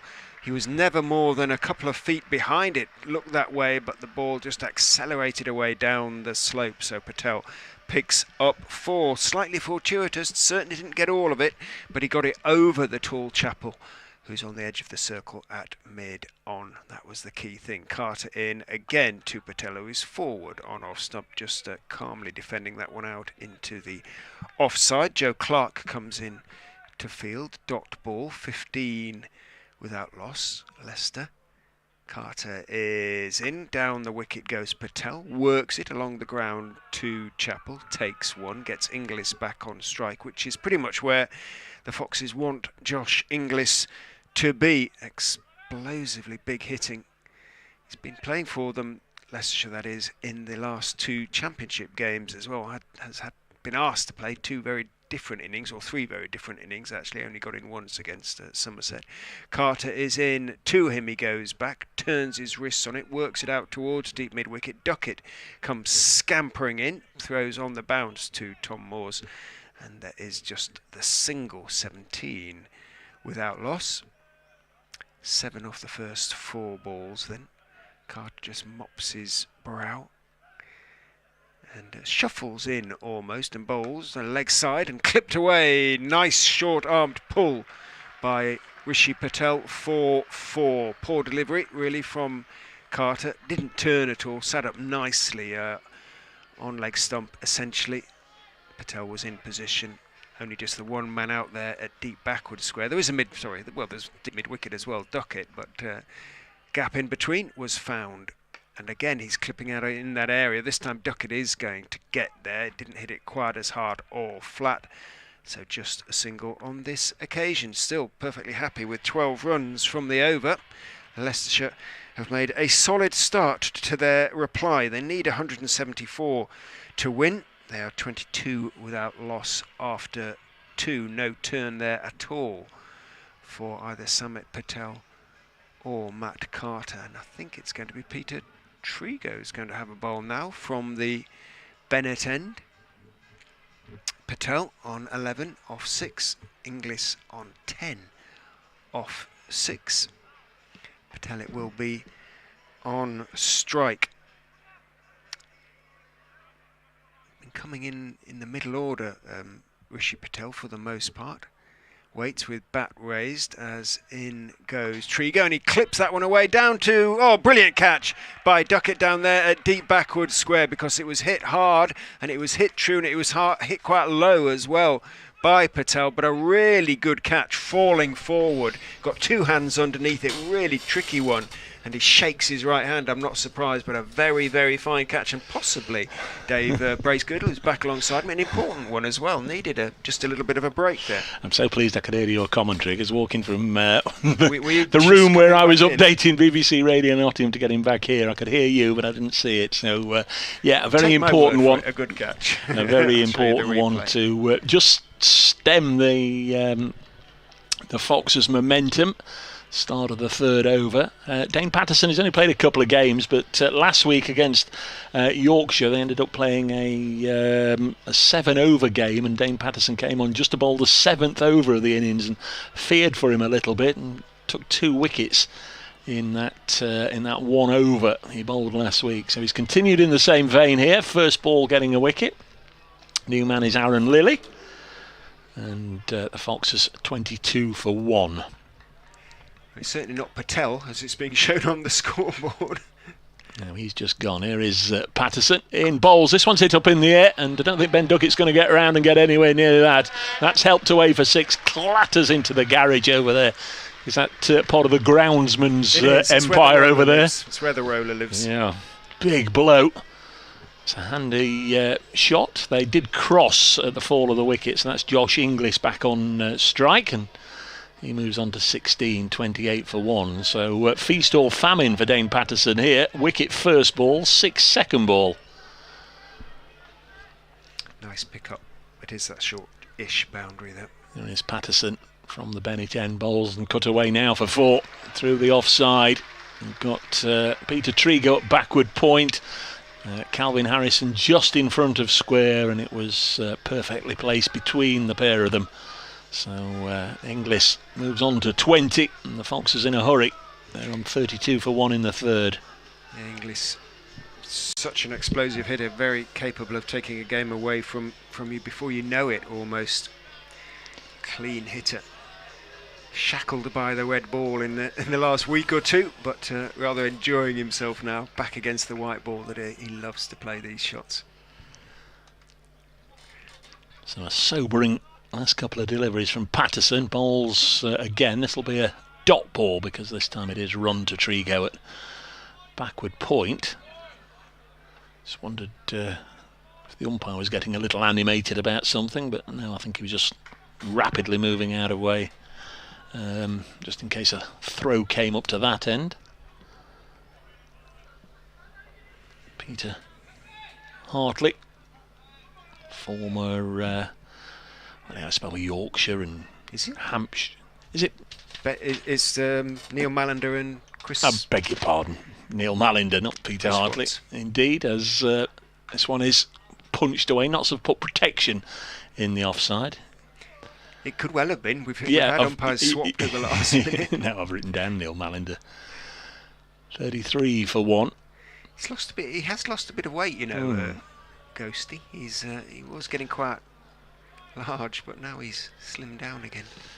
So Aaron Lilly scratches a mark and prepares to face his first ball. Eventful over, wicket 6-4.1, 33 for 1. Patterson bowls, Aaron Lilly just guides this down behind square. They'll only get a single, so 12 from it, but the wicket at the same stage. Notts were 23 without loss, Leicestershire 34 for 1. The man out, Patel, who was, according to my good friend, very well caught in that over. It was a super catch by Duckett. Horrible kind as well when it's travelling quite quickly and you have to dive forward and get two hands underneath it. Very easy to collect a face full of ball. And Duckett showed no fear, essentially, and a lovely pair of hands flinging himself forward to take what could prove to be an important catch. Zach Chappell, back on his old stamping ground, is going to bowl from the pavilion end. He too has a very close cropped head. In fairness to Zach, I don't think it'll be too long before there isn't too much hair left to crop. Bless him. Very fair haired, and sometimes the way of it, isn't it? He was left high and dry, wasn't he? 2 not out. I'm sure he'll be saying he was on his way to a big score. Big score. 50 against his former side. Can be a little wild and woolly, but if he's on it, he's, as Leicestershire fans know, he's a terrific bowler. In he comes and bowls to Lilly, who just waits for a fullish ball that he turns out towards deep mid-wicket. Will scamper too, because a lot of work to do down there on the boundary. Calvin Harrison doing the fielding. I'm sure we'll see him as soon as the fielding restrictions are relaxed after 6 overs. Stephen Mullaney as well, the skipper, generally comes on and supports him at the other end. Put the squeeze on those two. We'll see what happens. Chappell, kicking up his heels, is in, bowls, and turned out by Lilly, this time more directly in the direction of Harrison, who fumbles a couple of times, but picks it up in the end. A couple of attempts, but he got there in the end and didn't cost his side any extra runs as a result. Just bar of soap, isn't it? Bar of soap. Of course, you wouldn't get that at Trent Bridge. No, I mean that, the home supporters. He wouldn't have got the a little bit of a the hoots. Yeah. It's, normally those popular seats, that stand would be absolutely full. Of course, Leicestershire limited in numbers as Chappell is in, an uppercut beautifully for 6 by English. Such quick hands and brilliantly cut away over the offside field, all of whom are on the edge of the circle, even if they'd been out there on the boundary. Well, a deep, wide third man on the boundary might have been in the game, but no such man placed. Inglis picks up 6, moves on to 27 off 11, 43 for 1. The ball is kicked all the way as far as umpire Watts, who is, well, looks to be blowing his nose on the sanitising rag. One trusts not. Well, he's picked up the ball, he's checking it over. I didn't think it had gone into the crowd. I thought it came off the advertising hoardings in front of the Melton Building Society stand. So he's just examining it, I think, just to make sure it's in one. There aren't too many big chunks out of it. There aren't. Chappell is in and bowling, and a little ramp, and it's over. Short fine leg, and bounces once and over the boundary down into those to that crowd of gentlemen, in inverted commas. I'm sure they are gentlemen, one of whom unnecessarily actually reaches over the fence and picks up the ball and rolls it back towards Patterson, and as a consequence it has to be kicked towards umpire Mallender and is now sanitised. But another nice little ramp shot by Inglis. Yes, we're not that far removed from the time when a bowler or a fielder would face disciplinary action for kicking the ball like that, damaging it. Of course, a different world. No longer. 47 for 1. Chappell in. Inglis waits for it, just turns it out towards mid-wicket. Jogging in is Samit Patel.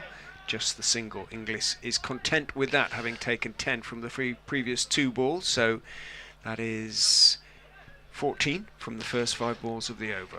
Chappell wipes his brow. Is he sporting a little sort of beard at the moment? Little goatee of some kind? Yeah. A la Duckett. Turns. That very straight run, very familiar.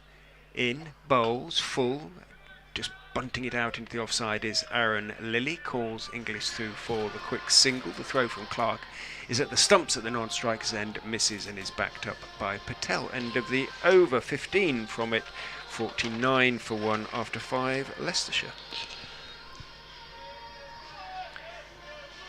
Is it after? No, it's after 4, Rich. It's after 4. 4. We've only had 4 overs, yeah. For 4. Yes. So after 4, they're playing 27 for 1. Yeah. Joe Clark sort of got on his bike the next 2 or 3 overs. Yeah. So right now, Leicestershire well ahead. But let's see over the next 3 or 4 overs if that sort of comes back somewhere close to parity. Nottsman 91 for 2 after 8 overs. That's perhaps a good guideline. Samit Patel's going to bowl the 5th over. His first went for 10. Bowling to Aaron Lilly, who pushes it into the cover region. Joe Clark doing the fielding. Spears the ball into the gloves of Moores. Sort of kept pretty well up at Durham in the championship game, Joe Clark, over the last few days. Patel bowls, Lillies goes down the track, knows that's safe and knows it's gone into the marquee, I think, for 6. Either went over the top or certainly disturbed those down there. I think it's gone to the back of the marquee. It went over, just over the top of the marquee. The 50 is up in the 5th over, only taken quarter of an hour. Yeah, it's been thrown back from the back of the marquee. And a nice shot from Lilly, who's on to 11. There'll be stewards back there, but they'll be wondering where the next one is coming from, I would imagine. Probably taking shelter at the back of the marquee there. Twice. It's landed on that gravel in front of the car park. 55 for 1. Yes, Patel. No respect, these young uns, they'll be saying, although Aaron Lilly's been around the block a time or two, the same as Samit, and he takes a single here. 56 for 1. Brings Josh Inglis back onto strike. He was on 32, and he's not wasted any time in getting there as well. Patel bowls to Inglis, drops this on the leg side. They've run the first one quickly, and they both gave every indication that they were going to sprint back for a second, but didn't. BBC Radio Leicester, BBC Radio Nottingham. Glad to have you along this Friday evening for the penultimate round of group matches in this year's Vitality Blast. Bit of a heave towards leg by Aaron Lilly, and he gets nothing on it. Just in relation to numbers, this is Samit Patel's 319th T20 game, and Aaron Lilly's 108th.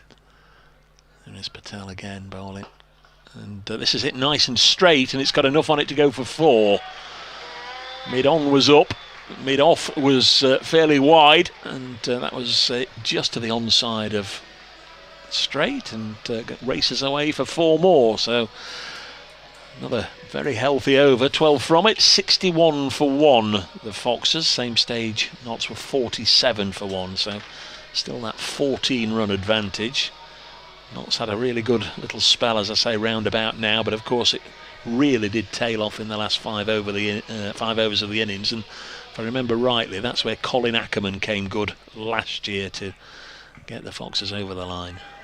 Matt Carter to resume from the pavilion end, conceded 12 from his first over. In he goes, bowls to Inglis, hits him high over mid-wicket for 6. It was high enough, and it landed a good few feet over the ropes, but it wasn't one of these massive steeplers. It was just a clean hit without a man out there. Certainly not that wide. Anyway, Duckett had absolutely no chance. He was a good 30 yards away from it. Carter is in again. Inglis goes back and just works it out towards mid-wicket. Could be a second. Lilly thought about it, but Inglis is limping slightly. Maybe just turned an ankle or something. Looks in trouble, and except that there's no reaction really from Lilly or anything like that. So maybe just turned an ankle slightly. He's okay anyway, and he's just wobbling his right ankle a bit. He's okay. Carter is in to Lilly. Reverse sweep lifted over, well, point essentially over Samit Patel, who was sort of backward point, but on the edge of the circle. And he turned, and all he could do was watch as the ball bounced over the ropes. 4-4. The 50 partnership is up already. 20 to Lilly, 30 to Inglis. We can therefore assume that, well, not too many extras in it, put it that way. 72 for 1. Can you remember something like about 15 years ago when Kevin Peterson played that shot off Murray in a test match, and people had never seen the like before? Carter is in, clipped out towards mid-wicket by Lilly. In from the boundary comes Duckett, good flat throw on the bounce to Tom Moores. Make sure it is just one. Was only ever going to be just one, and it looks as though Inglis is fine. He ran that single without obvious discomfort. Carter is in to him, drops short, he goes back and pulls, but doesn't quite time it. Cloths it, as Dave said, is the modern phrase, and out to Duckett it goes, single taken. 74 for 1. Inglis 41 off 17, strike rate 241. Lilly 21 off 11, a mere 190. Lilly is on strike, and it's driven but not timed really. It was a full delivery, almost Yorker length outside off stump, and down into the ground it went. Hales, the fielder, at mid-off on the edge of the circle. End of the over. 75 for 1, and that is, I think, the end of the power play. It is 6. Terrific power play then for the Foxes. They only lost the 1 wicket, suggested wrongly, of course, before the innings started, that they might just like to rein it in a little bit and just make sure they didn't. I think the phrase they used was only lose 1 wicket at worst. Well, they have only lost the 1 wicket, but they've certainly not reined it in. Some big shots, some lovely strokes from both Josh Inglis and Aaron Lilly. Now the leg spin of Calvin Harrison going to come on for the 7th over. The fielding restrictions are lifted, so 5 players outside the circle. Harrison picked up 12 wickets so far in this campaign, best of 4 for 17 against the Bears, and his first ball sees Lilly just nudging it out onto the offside, straight to Trigo. Quick yell of no from Josh Inglis, sends back his partner.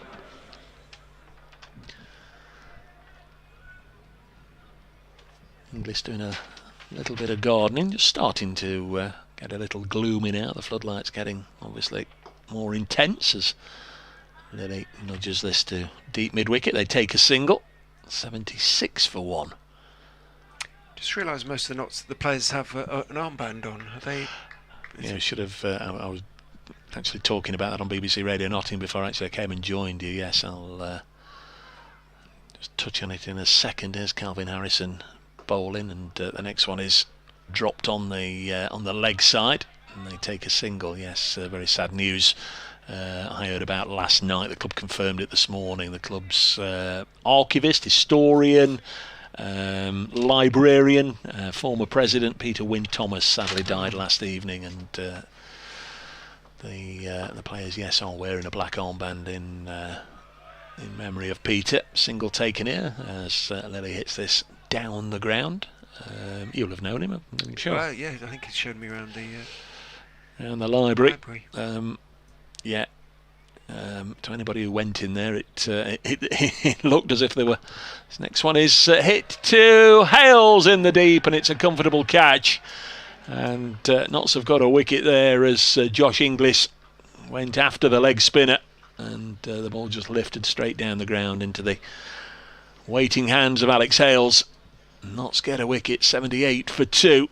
Inglis out for 42, and there will be those just wondering if perhaps he should have reined it in a little bit, but he was going after it. He was playing very nicely indeed. Only faced 19 balls, 4 fours and 3 sixes. Clearly his role was to get the Foxes off to a good start, and he certainly did that, and saw no real reason just to try and push the leg spinner around. Went for the big hit, but found one of the tallest on the Notts side down close to the fence, and Hales took a comfortable catch. Yeah, I'd be of the opinion that he could have just Just had a look Yeah. at Harrison and worked it around because they'd got the target down to less than 100 or 14 overs. So Ackerman is the new man, the Foxes skipper.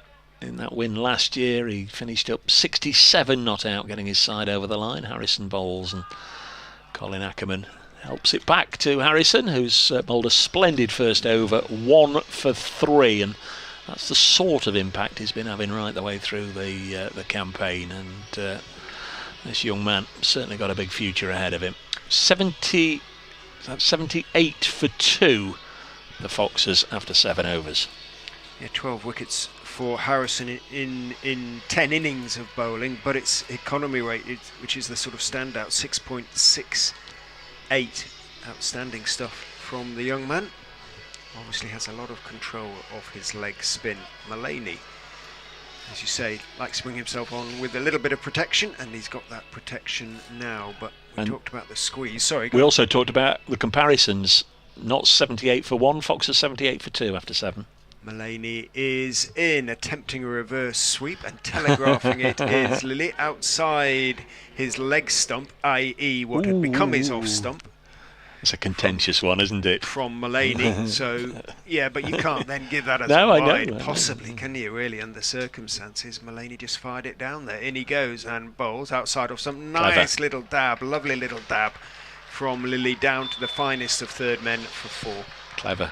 He won that little battle to former Lancastrian. Well, whenever I say that, people say that they're still Lancastrians, or Steve Mullaney certainly is. I'm not entirely sure where Aaron comes from, but Manchester Tameside. Yeah, both former Lancashire players.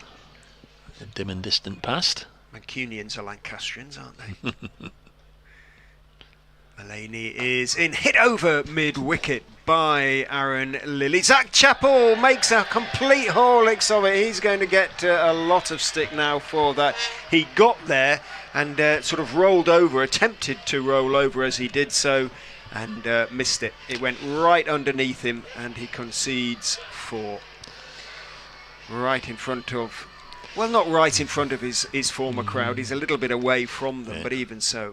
Sorry, Skip. Yeah.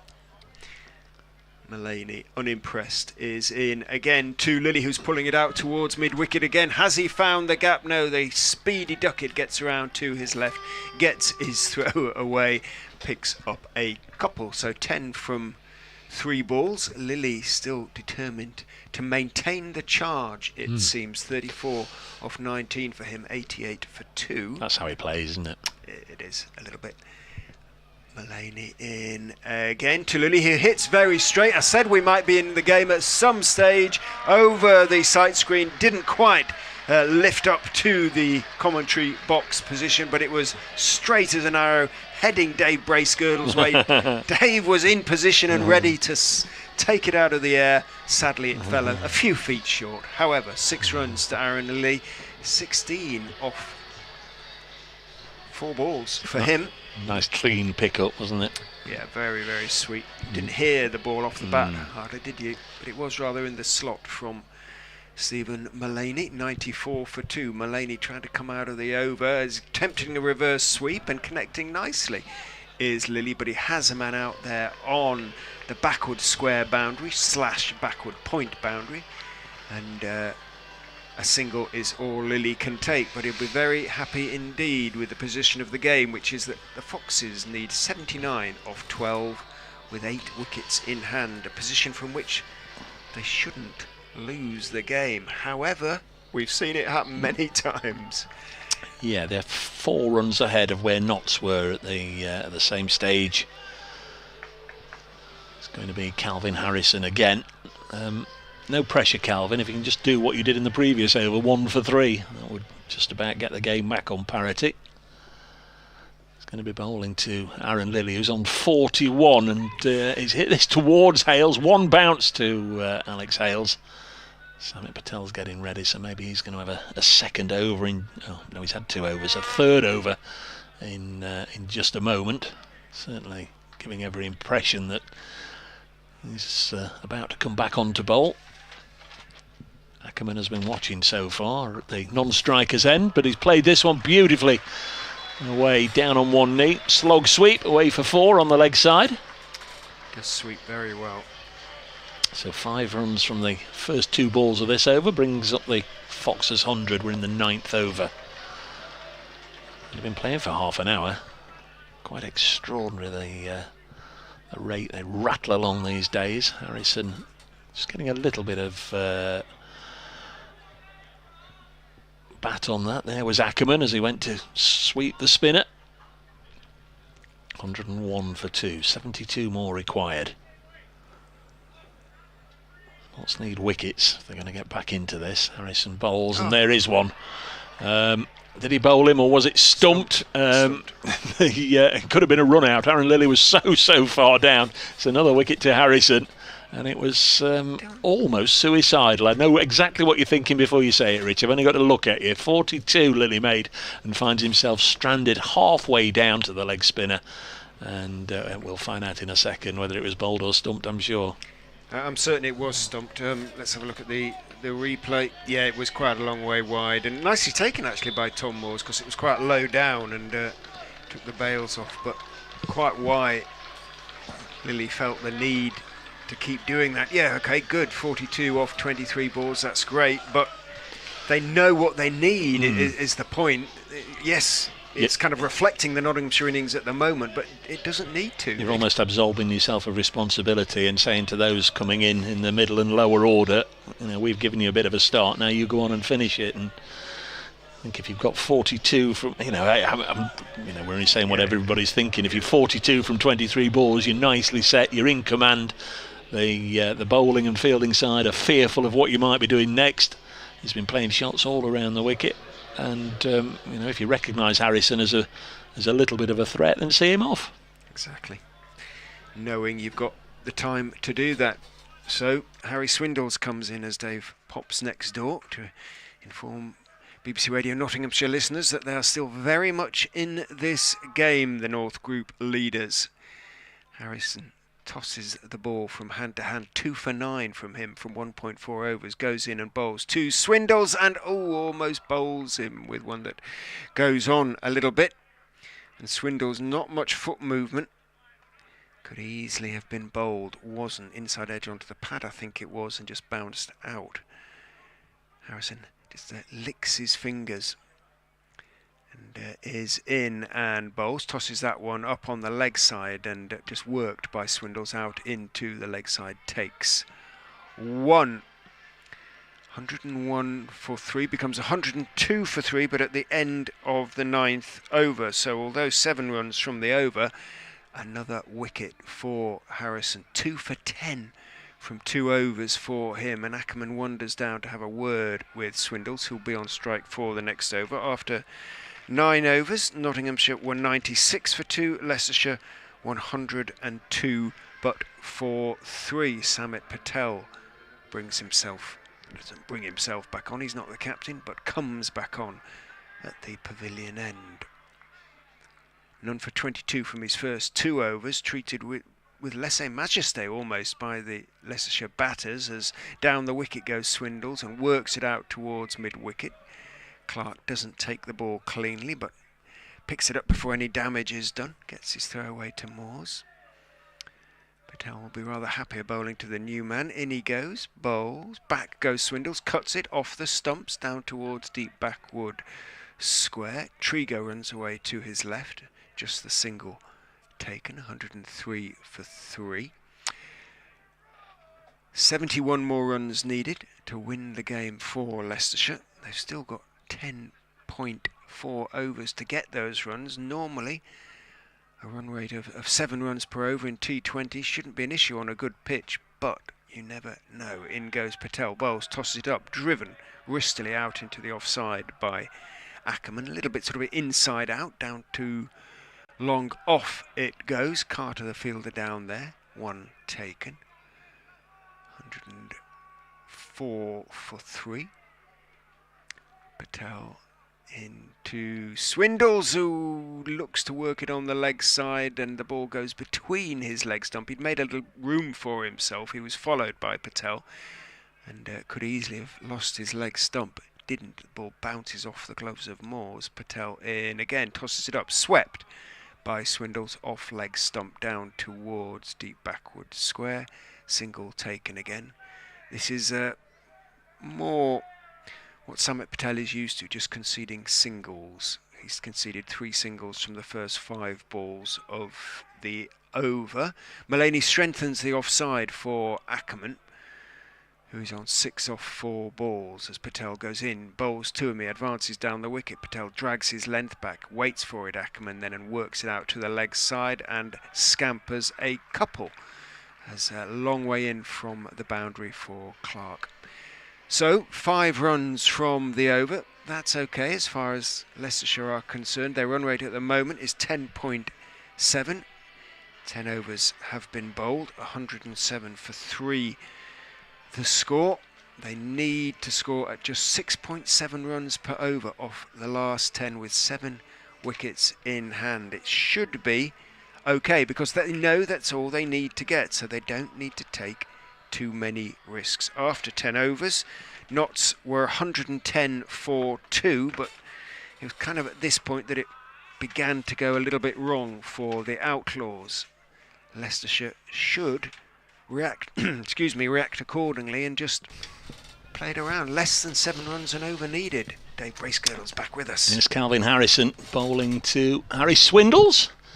Gets a single here. He's been in good form, hasn't he? I'm sure the name Swindles has sort of cropped up in the match reports I've been reading over the last few days. Yeah, he got a very big 100, an unbeaten 100 against Somerset, which was impressive. Here's Harrison bowling to Ackerman. Little push and run onto the leg side. Should get 2 here, and they will do with ease. Nicely done. 110 for 3. So Leicestershire don't need much more than a run of ball here, so they can just cut out the big hits, take whatever's there. If you play it into a gap, come back for 2. Harrison into his 3rd over now, bowls again, and yeah, you can even do that. Colin Ackerman shows the young bowler some respect and pushes it back along the carpet to him. Harrison 2 for 13. Comes in, always wears a long sleeve shirt. Ackerman again plays it onto the leg side.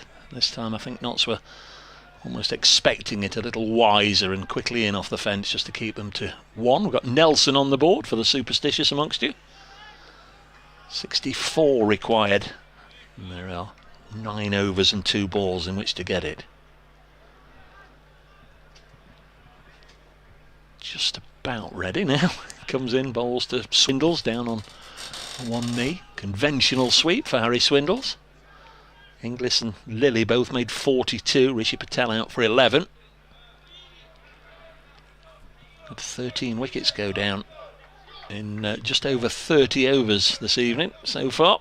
Harrison bowls again, nicely cut into the offside, but also got protection out there this time with Zach Chappell. And another fine over from the young leggy. 112 becomes 113 for 3.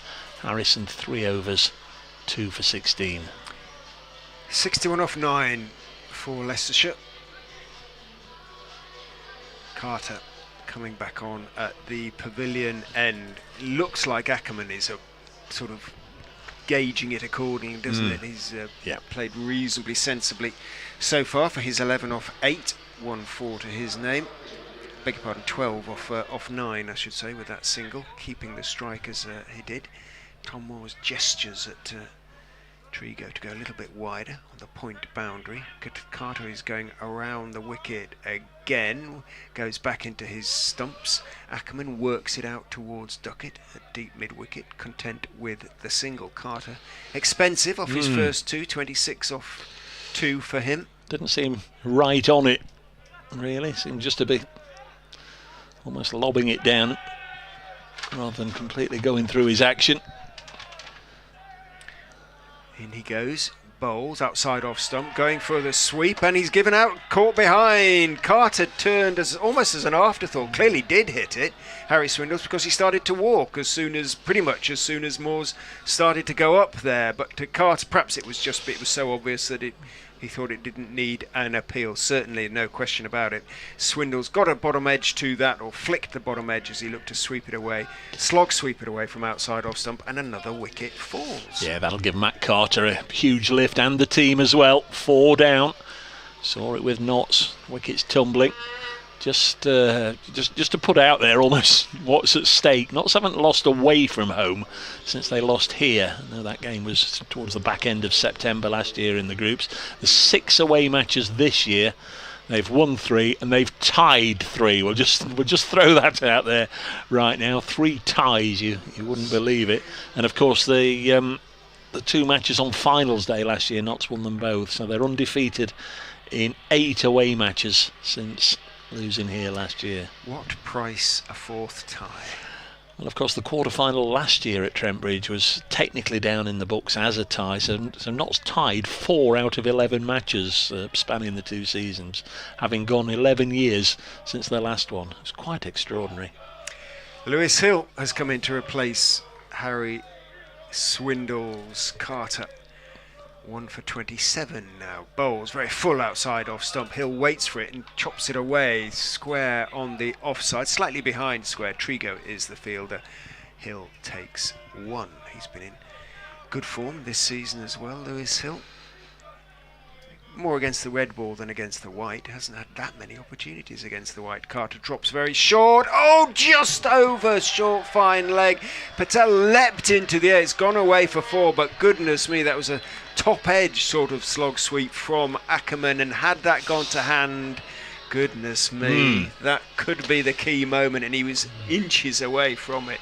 That would have been a momentum shift. You're absolutely right. One captain leaping, trying to catch another one. Yeah.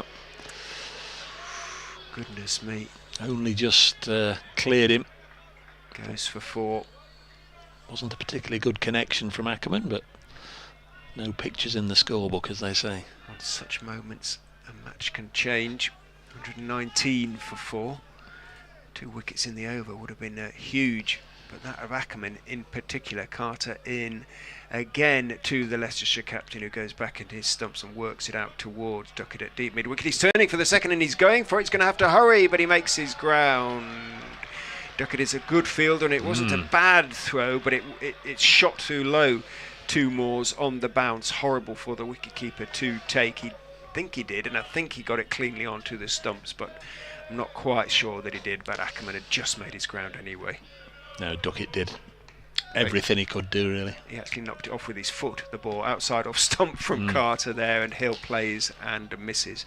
End of the over, 121 for 4 after 12. At this stage, Knotts 124 for 3, so on that basis they are ahead of the game. 53 needed by Leicestershire from 8 overs. Yeah, you can't envisage the Foxes, or you wouldn't imagine the Foxes would get into quite such a pickle as Knotts did, losing 6 wickets in the last 5 overs of the innings, but you just never know. Harrison is going to bowl out. This will be 4 overs in a row.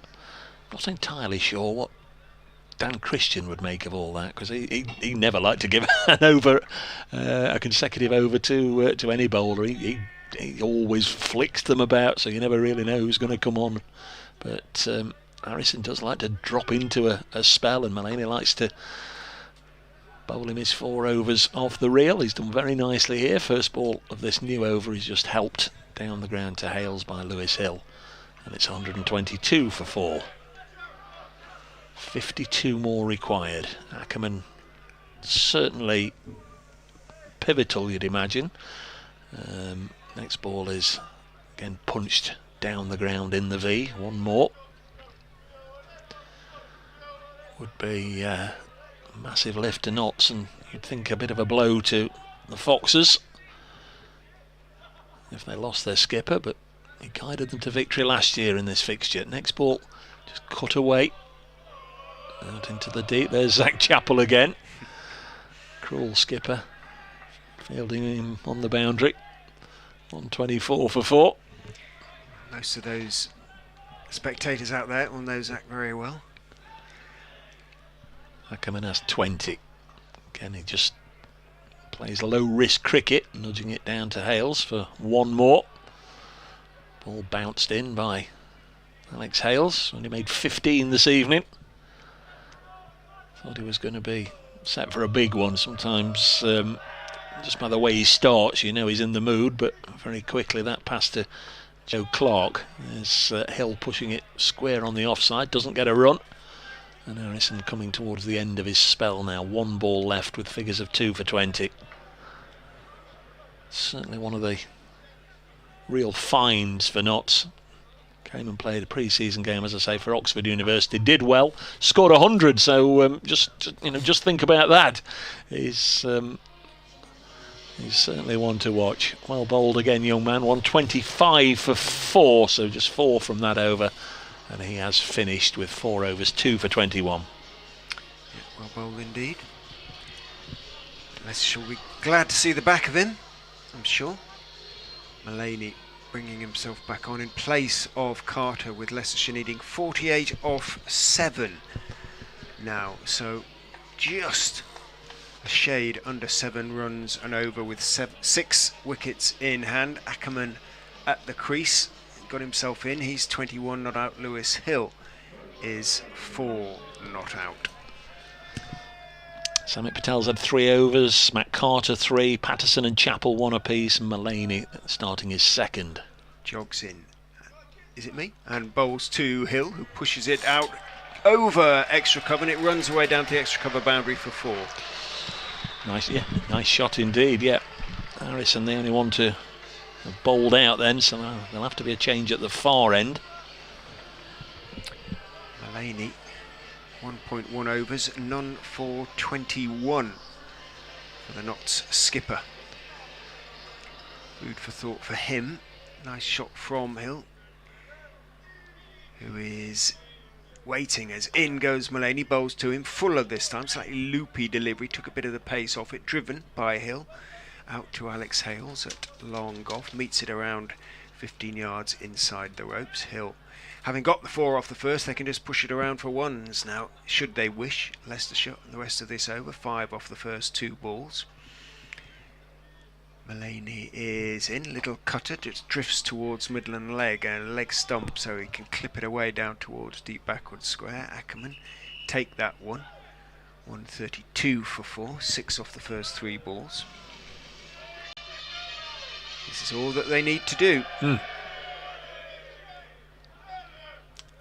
Mullaney is in and bowls, hit back over his head in the air, just short of Hales at long off. There was a sort of screech of catch it, but it was always going to be well short of Hales. Looked to be. He almost hit it too well there. Hill picks up 1, moves on to 10. 133 for 4. 7 off the over. Mullaney in again, makes a little bit of room, and it's sliced in the air, and he's going to be caught. Ackerman, he can't quite believe he's done it, but sliced off the top edge, and a comfortable catch for Carter, who is on the short third man, in the short third man position on the edge of the circle. And just when Leicestershire seem to be getting themselves into a position of control, once again they lose a wicket. Ackerman goes for 22, the Foxes 133 for 5. Keeps it entertaining, doesn't it? Yeah, the twist that we wondered if we'd see has just come. Ackerman departs for 22. Here's a fella who might like to put one over Notts. He played any number of times for their academy and second 11 side. Louis Kimber didn't really get an opportunity to sort of extend that to get anywhere near a first team outing, and has moved along here to Leicester. Very valuable middle order player. Yeah, 150. He's only had 5 innings, in fairness, but he looks a highly promising player. See what his temperament's like, because that's kind of what this is all about now. Really, Mullaney is in, bowls to him, drops a little bit short. He goes back and clips it nicely and firmly out towards deep square. Single is taken as the throw comes in. Kimber will keep the strike then. 134 for 5 at the end of the over. After 14 overs, Notts were 137 for 4, so this has got tie written all over it. Surely not. Going to be Matt Carter to bowl his final over. We are at some point certainly going to have to see a little bit more pace on the ball. That might suit the Foxes batsmen. We're going to have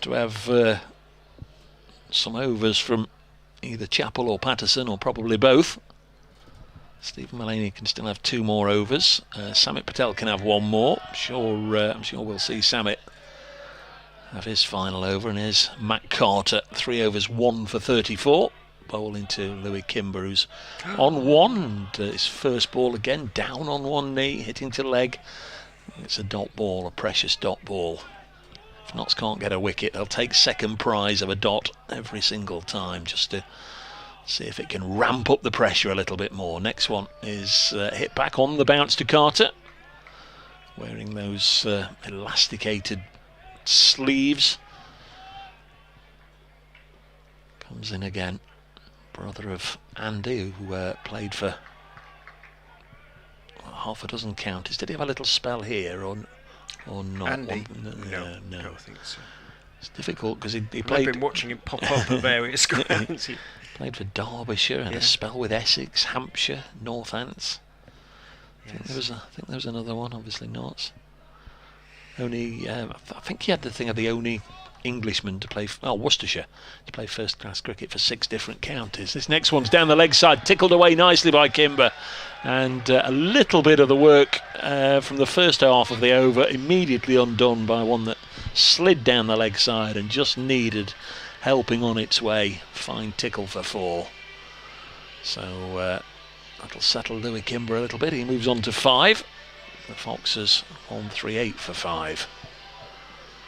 Carter has a couple of deliveries left. Can't afford to bowl there. Next one is in a similar line, but Carter had backed away. I beg your pardon, Kimber had backed away and gets a single out to duck it. That brings Lewis Hill on to strike. He's on 10. Can he keep his head when all around have been losing theirs? Has the experience now. Lewis Hill, 30 now. Last ball of Carter's spell, 1 for 39. He bowls and it's gone through to Tom Moores. End of the over, 139 for 5. Matt Carter has finished and there are 5 overs to go. 34 needed. Should be pretty much a walk in the park. But, well, it should, shouldn't it? 7 and over. It should. You're right, it should. But, well, it may not be. Mullaney, having picked up the wicket of Ackerman in his last over, is going to bowl to Louis Kimber, who is on 6 off 6 balls.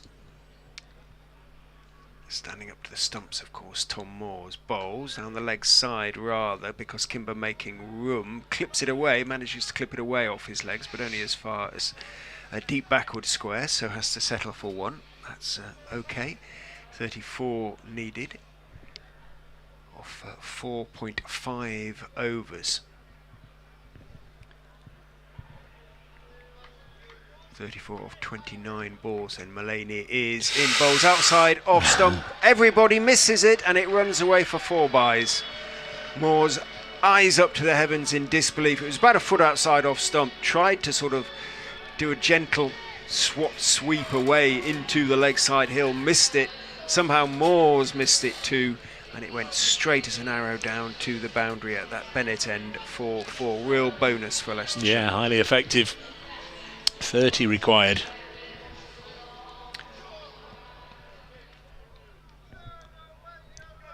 Moore's hands on knees as Mullaney just fiddles with his field. Now he comes in and bowls to Hill, almost bowls him, gets a thick inside edge as he looked to push it away into the offside, right off middle stump, out towards square leg it goes. He picks up 1.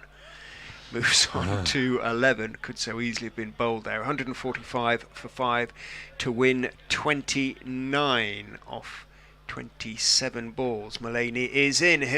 Kimber drives and misses, and the ball misses the stumps by a fraction. Moores takes off the bails on this occasion, but very fortunate for Kimber that he wasn't bowled on that occasion. 29 off 27 now. 1 ball, 2 balls to go. No, yes. In goes Mulaney. Bowls, it's in the air. Could be caught, should be caught. I don't think Chappell's going to get there. Sprints in. It lands about 2 or 3 feet in front of him. For me, I thought Clark might have got there, really, running back from a sort of conventional shortish mid-wicket. Very lucky indeed, Leicestershire. But they pick up a couple. Kimber is all over the place at the moment, but he's moved on to 9. 147 for 5. 27 needed of 25 balls as Mulaney is in. Leading edge from Kimber, pushing it out towards extra cover. He's going to pick up 1, going to pick up 2, because rather ordinary piece of fielding out there by Trigo. He dived for it, maybe didn't quite need to, because it was always going to be 1. All he managed to do was shovel it away from him, and as a consequence, Kimber and Hill turned for the second. 149 for 5 after 16 overs, Leicestershire. Yeah, they're still behind where Notts were at the corresponding stage, 4 runs behind, but the wheels certainly came off the Notts innings at this stage. And how did they get 10 off that over? Well, there was the 4 buys. The 4 buys, that was the key one, wasn't it? And really? Towards the end, there was a couple of 2s. 1s and 2s, yeah. Couple of 2s, yeah. Going to be Samit Patel to bowl the 17th over of the innings. Not yet taken a wicket, Samit. 3 overs, none for 27. Going to be bowling to Lewis Hill. And again, 1 on the extras column. It's going to be a leg by. Got a Lewis and a Louis out there. Patel was one of those wickets that was perhaps needlessly squandered. Out for 26 to Naveen, caught in the deep by Aaron Lilly. Did think that Samit might just try and take it right to the end. But Notts were bowled out. 150 up on the board. There is Patel. Nice looking shot, and there's no run. Nicely one of the best fielded. shots he's played, Yeah. and it gets straight to the field. Good stop this time by Trigo at extra cover. Kimber on 11. In fact, both batsmen on 11. Patel bowls again. This time Kimber backs away, opens up the offside and helps it out as far as Harrison, who bounces the ball into the gloves of Moores. 151 for 5.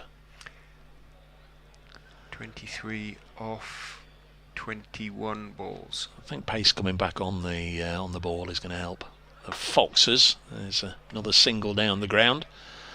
At the moment they're milking the spinners, so that's not a problem either. But that extra pace from Patterson and Chappell, I'm sure will each get an over at least. I think should help the Foxes. Good batting surface, good surface for T20 cricket. Next one is nicely played by Kimber. Again out to Harrison, slight fumble, but gets the ball quickly into the air and back to Moores. Good enough this from Samit under normal circumstances. He's only gone for 3 singles off the bat and 1 leg by. 1 ball left in this over, but he hasn't taken a wicket this evening. And this is the final ball of his allocation, and it's hit away on the leg side. There's a decent stop out there by Dane Patterson, but they come back for 2. So Samit 4 overs, none for 32, and normally he can chip in with 1, 2 or 3 wickets just to help the Notts cause. It's not happened this evening. 155 for 5 after 17 overs. Foxes are still 3 behind where Notts were, but they do have 5 wickets in hand here. 19 required off 18 balls with 5 wickets in hand. And that's brought about a bit of a mother's meeting. Stephen Mulaney just calling up some of his senior advisors here. Alex Hales is having a chat to, and Trigo. Going to go with Patterson. Skipper's going to bowl out. You've got 1 left, isn't yeah, it? Okay. Skipper's going to bowl out, and then maybe, well, it'll have to be, won't it? 1 from Patterson, 1 from Chappell. I think that's a decent shout, really, for Mulaney to bowl himself out, take the pace off it. 1 boundary almost will be enough for Leicestershire to get themselves ahead of the game, but they haven't got it. 155 for 5. Mulaney is in, makes room for himself. Kimber, followed by Mullaney towards the legs, but because of the lack of pace, he's got time to adjust and whip it away down towards Harrison at deep backward square. Takes 1. 18 needed off 17 balls. Tough one for the Outlaws from here. You would have thought. In goes Mullaney, bowls, little ramp straight into the hands of Patel from Lewis Hill. Can't quite believe he's done that either. Patel was at short fine leg on the edge of the circle. Hill went across his stumps and ramped it straight to the Leicester-born Samit Patel. Another wicket goes. Just again, when the Foxes seem to be getting on top of things, they lose another wicket unnecessarily. Starting to feel I've seen this film before.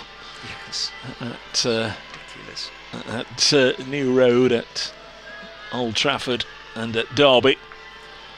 Matches that one way or another should have been won, should have been lost, should have been won, should have been lost, veering from this way and that, ending up with the points being shared, and you sort of wonder, well, what was the point of all that? Could well be heading towards a quite astonishing statistic if it does become another tie. 3 this season for Notts, but they really did need that wicket. Undefeated away from home. They've only lost 1 in this campaign, and that was the very first home game to the Bears when Carlos Brathwaite did what Carlos Brathwaite does. 14 for Lewis Hill from 15 balls, 1-4. Ben Mike comes out to replace him. 18 needed by Leicestershire, 16 balls, 4 wickets. Mullaney, having gone around the park in his first 2 overs, now has 2 for 32 from 3.2. He is in to Mike and bowls. Mike just turns his wrists on a defensive push. Out to mid-wicket it goes. Clark is the fielder, 18 of 15. See, the worst thing he could have been told, Ben Mike, is, just see Mullaney off. If he's been told that, they need runs off these 3 balls. Mullaney is in to Mike. This time it's Fuller, and he can drive it through the vacant mid-on area down to Chappell at long gone. Just 1, but it is 1 for Mike. Gets Kimber back on strike on 14 of 14. 17 needed, 14 balls. Mullaney is in and bowls. Kimber hits up into the air. He's chipped it out to mid-wicket. Duckett should take the catch and does. And he turns to the popular seats and raises the ball into the air, and Kimber goes now. And Leicestershire, the innings continues to reflect that of Nottinghamshire. They are really struggling to get over the line here. Kimber goes for 14, 157 for 6, 17 more needed, just 3 wickets now in hand. Yeah, I think I've already told you how this film ends. Yeah. It's astonishing, isn't it? It's just absolutely astonishing. We've had actually. 17 wickets go down this evening. Stephen Mullaney, in truth, he's had a little bit of bad luck, but he's not really looked like taking a wicket this evening. And then a couple of kamikaze shots from Lewis Hill and Louis Kimber, and suddenly he's on the right end of bowling a very decent over here. Couple of wickets, only gone for a couple of runs. Just waiting for the screen to revert to the scores, but this is going to be a tense finish, one way or another. Dave's going to inform BBC Radio Nottingham accordingly as Mullaney comes in to finish his over and his spell, and it's defended by Ben Mike out into the offside. End of the over. A remarkable over from the Notts skipper. Just the 2 runs from it. 2 wickets taken. It means that Leicestershire need 17 to win off the last 2 overs. So they have 12 balls. And who is going to bowl the penultimate over? Will it be Patterson? Will it be Trigo? Will it be Chappell? It's going to be... Well, Mullaney is wandering out to talk to Dane Patterson. So it is going to be Patterson. From the Bennett end, he'll be bowling to Callum Parkinson, who a few overs ago, I suspect, would not have been anticipating batting, but he's under a fair bit of pressure now. 17 of 2 overs for Leicestershire. Long conversation between Patterson, Mullaney. Who else is out there contributing? Clark, I think, has got something to say too. Everybody's got something to say too.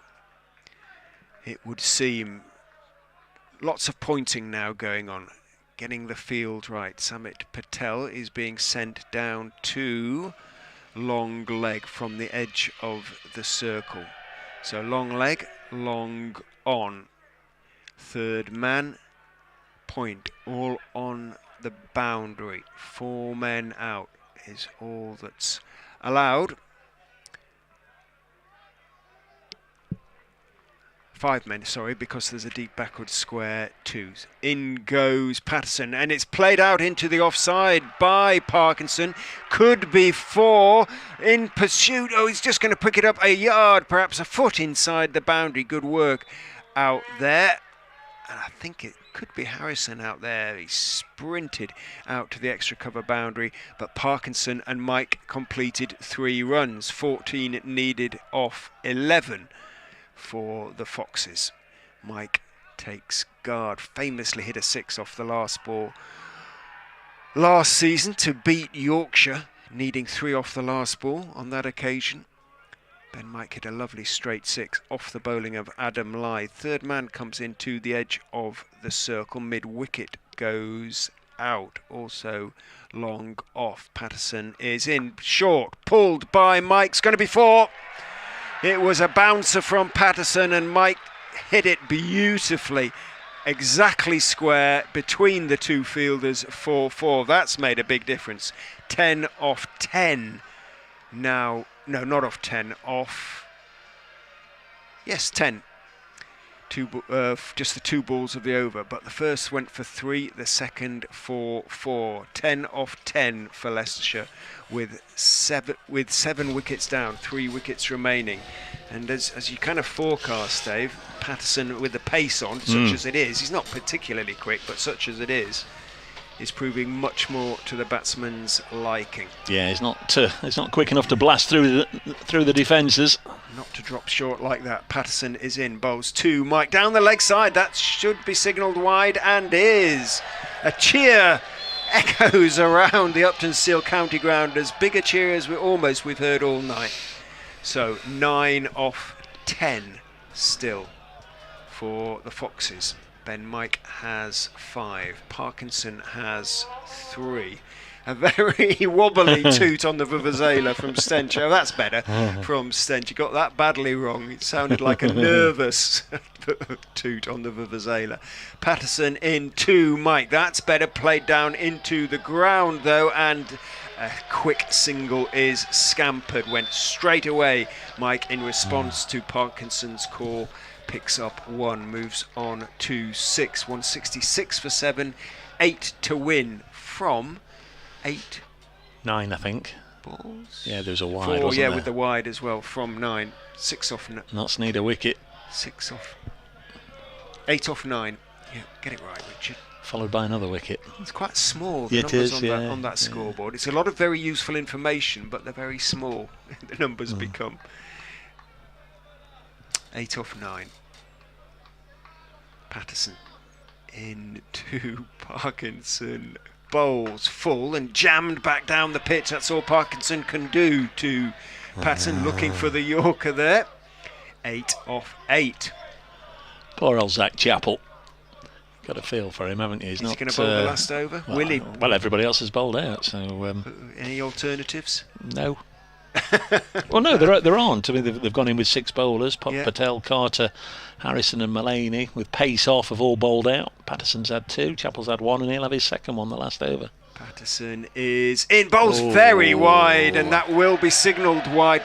He did look as though he was going to step backwards, Parkinson, there, but he didn't really, and actually it was well outside the blue line. Yeah. In fairness, it was a genuine T20 wide from Patterson, who can't quite believe it. So 7 off 8. 2 wides in the over from Dane Patterson.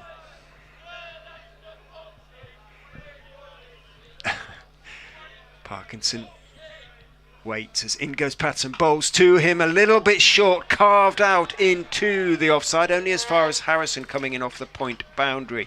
Wonderful temperament, young Harrison, hasn't he, really? Yeah. Just doesn't look flustered by anything, bowling or fielding. We haven't seen much of his batting, in fairness. Well, now so got a first far, ball but as of you it. say, his 100 suggests he's quite competent with the bat as well.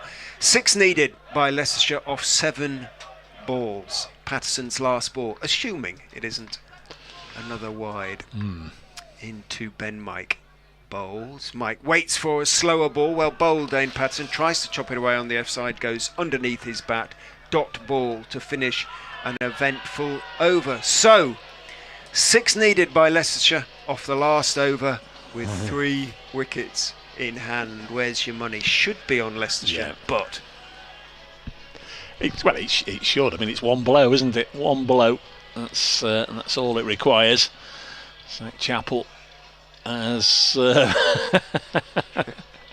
it can't be doing anything for his confidence as Tom Moore, Sammy Patel and Stephen Mullaney are all stood there having a bit of a natter. It's like they're talking about me. Horrible position to be put in for Chappell, isn't it, really? You know, would you have your 5 out in the deep protecting the boundaries? Would you be tempted to bring 1 or 2 more up into the ring? I think I might, but that's the conversation that's going on now, I guess, between Stephen Mullaney and Zach Chappell. We'll have a bit of a look in a moment. In fact, there's lots and lots of advice being hurled in. Ben Duckett's now come to suggest 1 or 2 things. Alex Hales and Joe Clark, for reasons best known to themselves, have gone from mid-on in Clark's case to mid-off, and Hales in the other direction. Fielder's still moving around. We've got on the leg side 3 out of the circle, on the offside just the 1 at the moment. But Stephen Mullaney is asking Joe Clark to drop out, so no, they're not going to bring any extra fielders inside the ring. The 5 are out, 3 on leg, 2 on off. Zach Chappell will be bowling to Callum Parkinson, who's on 4. Foxes need 6. There are these 6 deliveries left. Chappell's first ball is hit up in the air. Now there's an opportunity here for captain Stephen Mullaney to take a catch, and he has done. And Parkinson has to go, and Zach Chappell has got a wicket on his old ground. They did cross, but now 6 are needed from 5 balls, and there are 2 wickets left. The cheers from the Bennett end suggest that is a group of travelling Nottinghamshire fans. I think we can definitely say that. But yeah, nerves jangling around the Uptonsteel County ground. Naveen ul Haq comes out. He's a very confident young man of princely bearing, and he won't be fazed by this. And Ben Mike is on strike. The batsman did at least cross. So again, this could be over in just 1 blow. We know Ben Mike has the wherewithal to launch the ball out of the ground. I think that was probably a slower one from Zach Chappell. It was well bowled if it was, absolutely. Missed time straight up in the air, nicely judged by Stephen Mullaney. 6 needed from 5. 2 wickets left. If Notts can somehow preserve their unbeaten record away from home from this situation, it'll be well bowled Zach Chappell, I'm sure, or very poorly battered Leicestershire Foxes. Chappell to Ben Mike, who's on 6, and he's hit on the pad. They go through for a leg by. I'm surprised there wasn't more of a bellow from Zach Chappell there. It's been given as a leg by. That looked fairly adjacent from here, but just have been going down the leg side. It's a leg by, so 1 obviously taken. Ooh. I'd like to review that, Mr. Umpire, please, but again, I'm sure those of you following on the live stream will have your own opinion, but that looked fairly close, didn't it? Yes, it did. Yes, it did. Yes. So my first thought, because I could see the stumps, was it's going down the leg side, but certainly height wasn't an issue. Another good slower ball from Chappell. Is it 5 from 4 now? It's 5 from 4. Sort of lost. No, it's 5 from 3, isn't it? 5 from 4, got a wicket and a leg by. Yeah. 5 from 4. The new man is on strike, Naveen ul Haq. Now, what's his speciality? Well, haven't seen much of him. Zach Chappell 6 then. innings, 2 not outs, Bowl to the 15 runs. Afghan international. Bowls, and he's got a streaky boundary down to third man, the outside portion of the bat, which he's run down to this end and he's left his bat in. And that means that Leicestershire can't lose. The scores are tied, so Notts need either 3 dot balls here or a combination of wickets and dot balls. Either way, one more will do it for the Foxes, and once again they have proved to be the Outlaws' great nemesis. They're going to go ahead in the head-to-head matches over the course of the T20 Blast. 16 wins to 15, provided they can get one more run here, and now everybody is up inside the circle, including a slip. There's Zach Chappell. Old Naveen says, hang on, I'm not ready, and Zach Chappell had run in 25 yards by that point. Scores tied. Notts 173 all out. The Foxes 173 for 8. And bottom of the table is going to be at the top. It's not the first time we've seen it in sport. Certainly won't be the last time. Notts already qualified in top spot. They'll finish the campaign at home to Durham on Sunday, but it looks like they're going into it with a defeat unless Chappell bowls. Naveen pulls it away for the winning runs. 4 through mid-wicket. And the Foxes win by 2 wickets with 3 balls to spare. A fiercely competitive game of cricket, which you have to say featured 1 or 2 batsmen sort of helping the opposition by getting themselves out. Any number of rash shots, but it made for an interesting evening, which has gone the way of the Foxes. Notts 173 all out. Really did pay the penalty for not batting right the way through the end of their allocation. Really did have a poor end to the Outlaws' innings, losing 6 wickets in the final 5 overs. Didn't score many runs in that time either. The Foxes got into a little bit of a pickle themselves in the middle order. Just gave Notts a sniff towards the back end, but it wasn't to be on this occasion. And the Foxes get over the line, and they've once again turned the table on Notts. Ben Duckett waving to some of the supporters over there who've no doubt been really giving him the bird over the course of the last couple of hours. The Leicestershire players come out, and there's some long distance hand waving and high fives and all the rest of it. Which is a little strange because they've been in each other's company all evening. They're not getting together for a handshake, as is the way at the moment. But Joe Clark's gone over for a bit of a natter. But well done, Leicestershire. Yeah, he's chatting away to Josh Inglis, but as nervy a win as you could possibly imagine. Both sides excelled with the ball, ultimately. And Leicestershire very nearly made a mess of things. What will Paul Nixon be able to take from that? A little bit hard to tell, because Josh English with 42, Aaron Lilly with 42, Colin Ackerman with 22. They were the only ones to make any sort of really substantial contribution. English, of course, goes off to the 100. So too does Ackerman. Lilly will be a part of the Royal London Cup side, of course. But yeah, food for thought, Adam, for Leicestershire and for Paul Nixon in particularly going forward. But hey, a win against the Outlaws is always something to take a certain amount of pleasure from, as far as Leicestershire are concerned, and I'm sure they will do that tonight.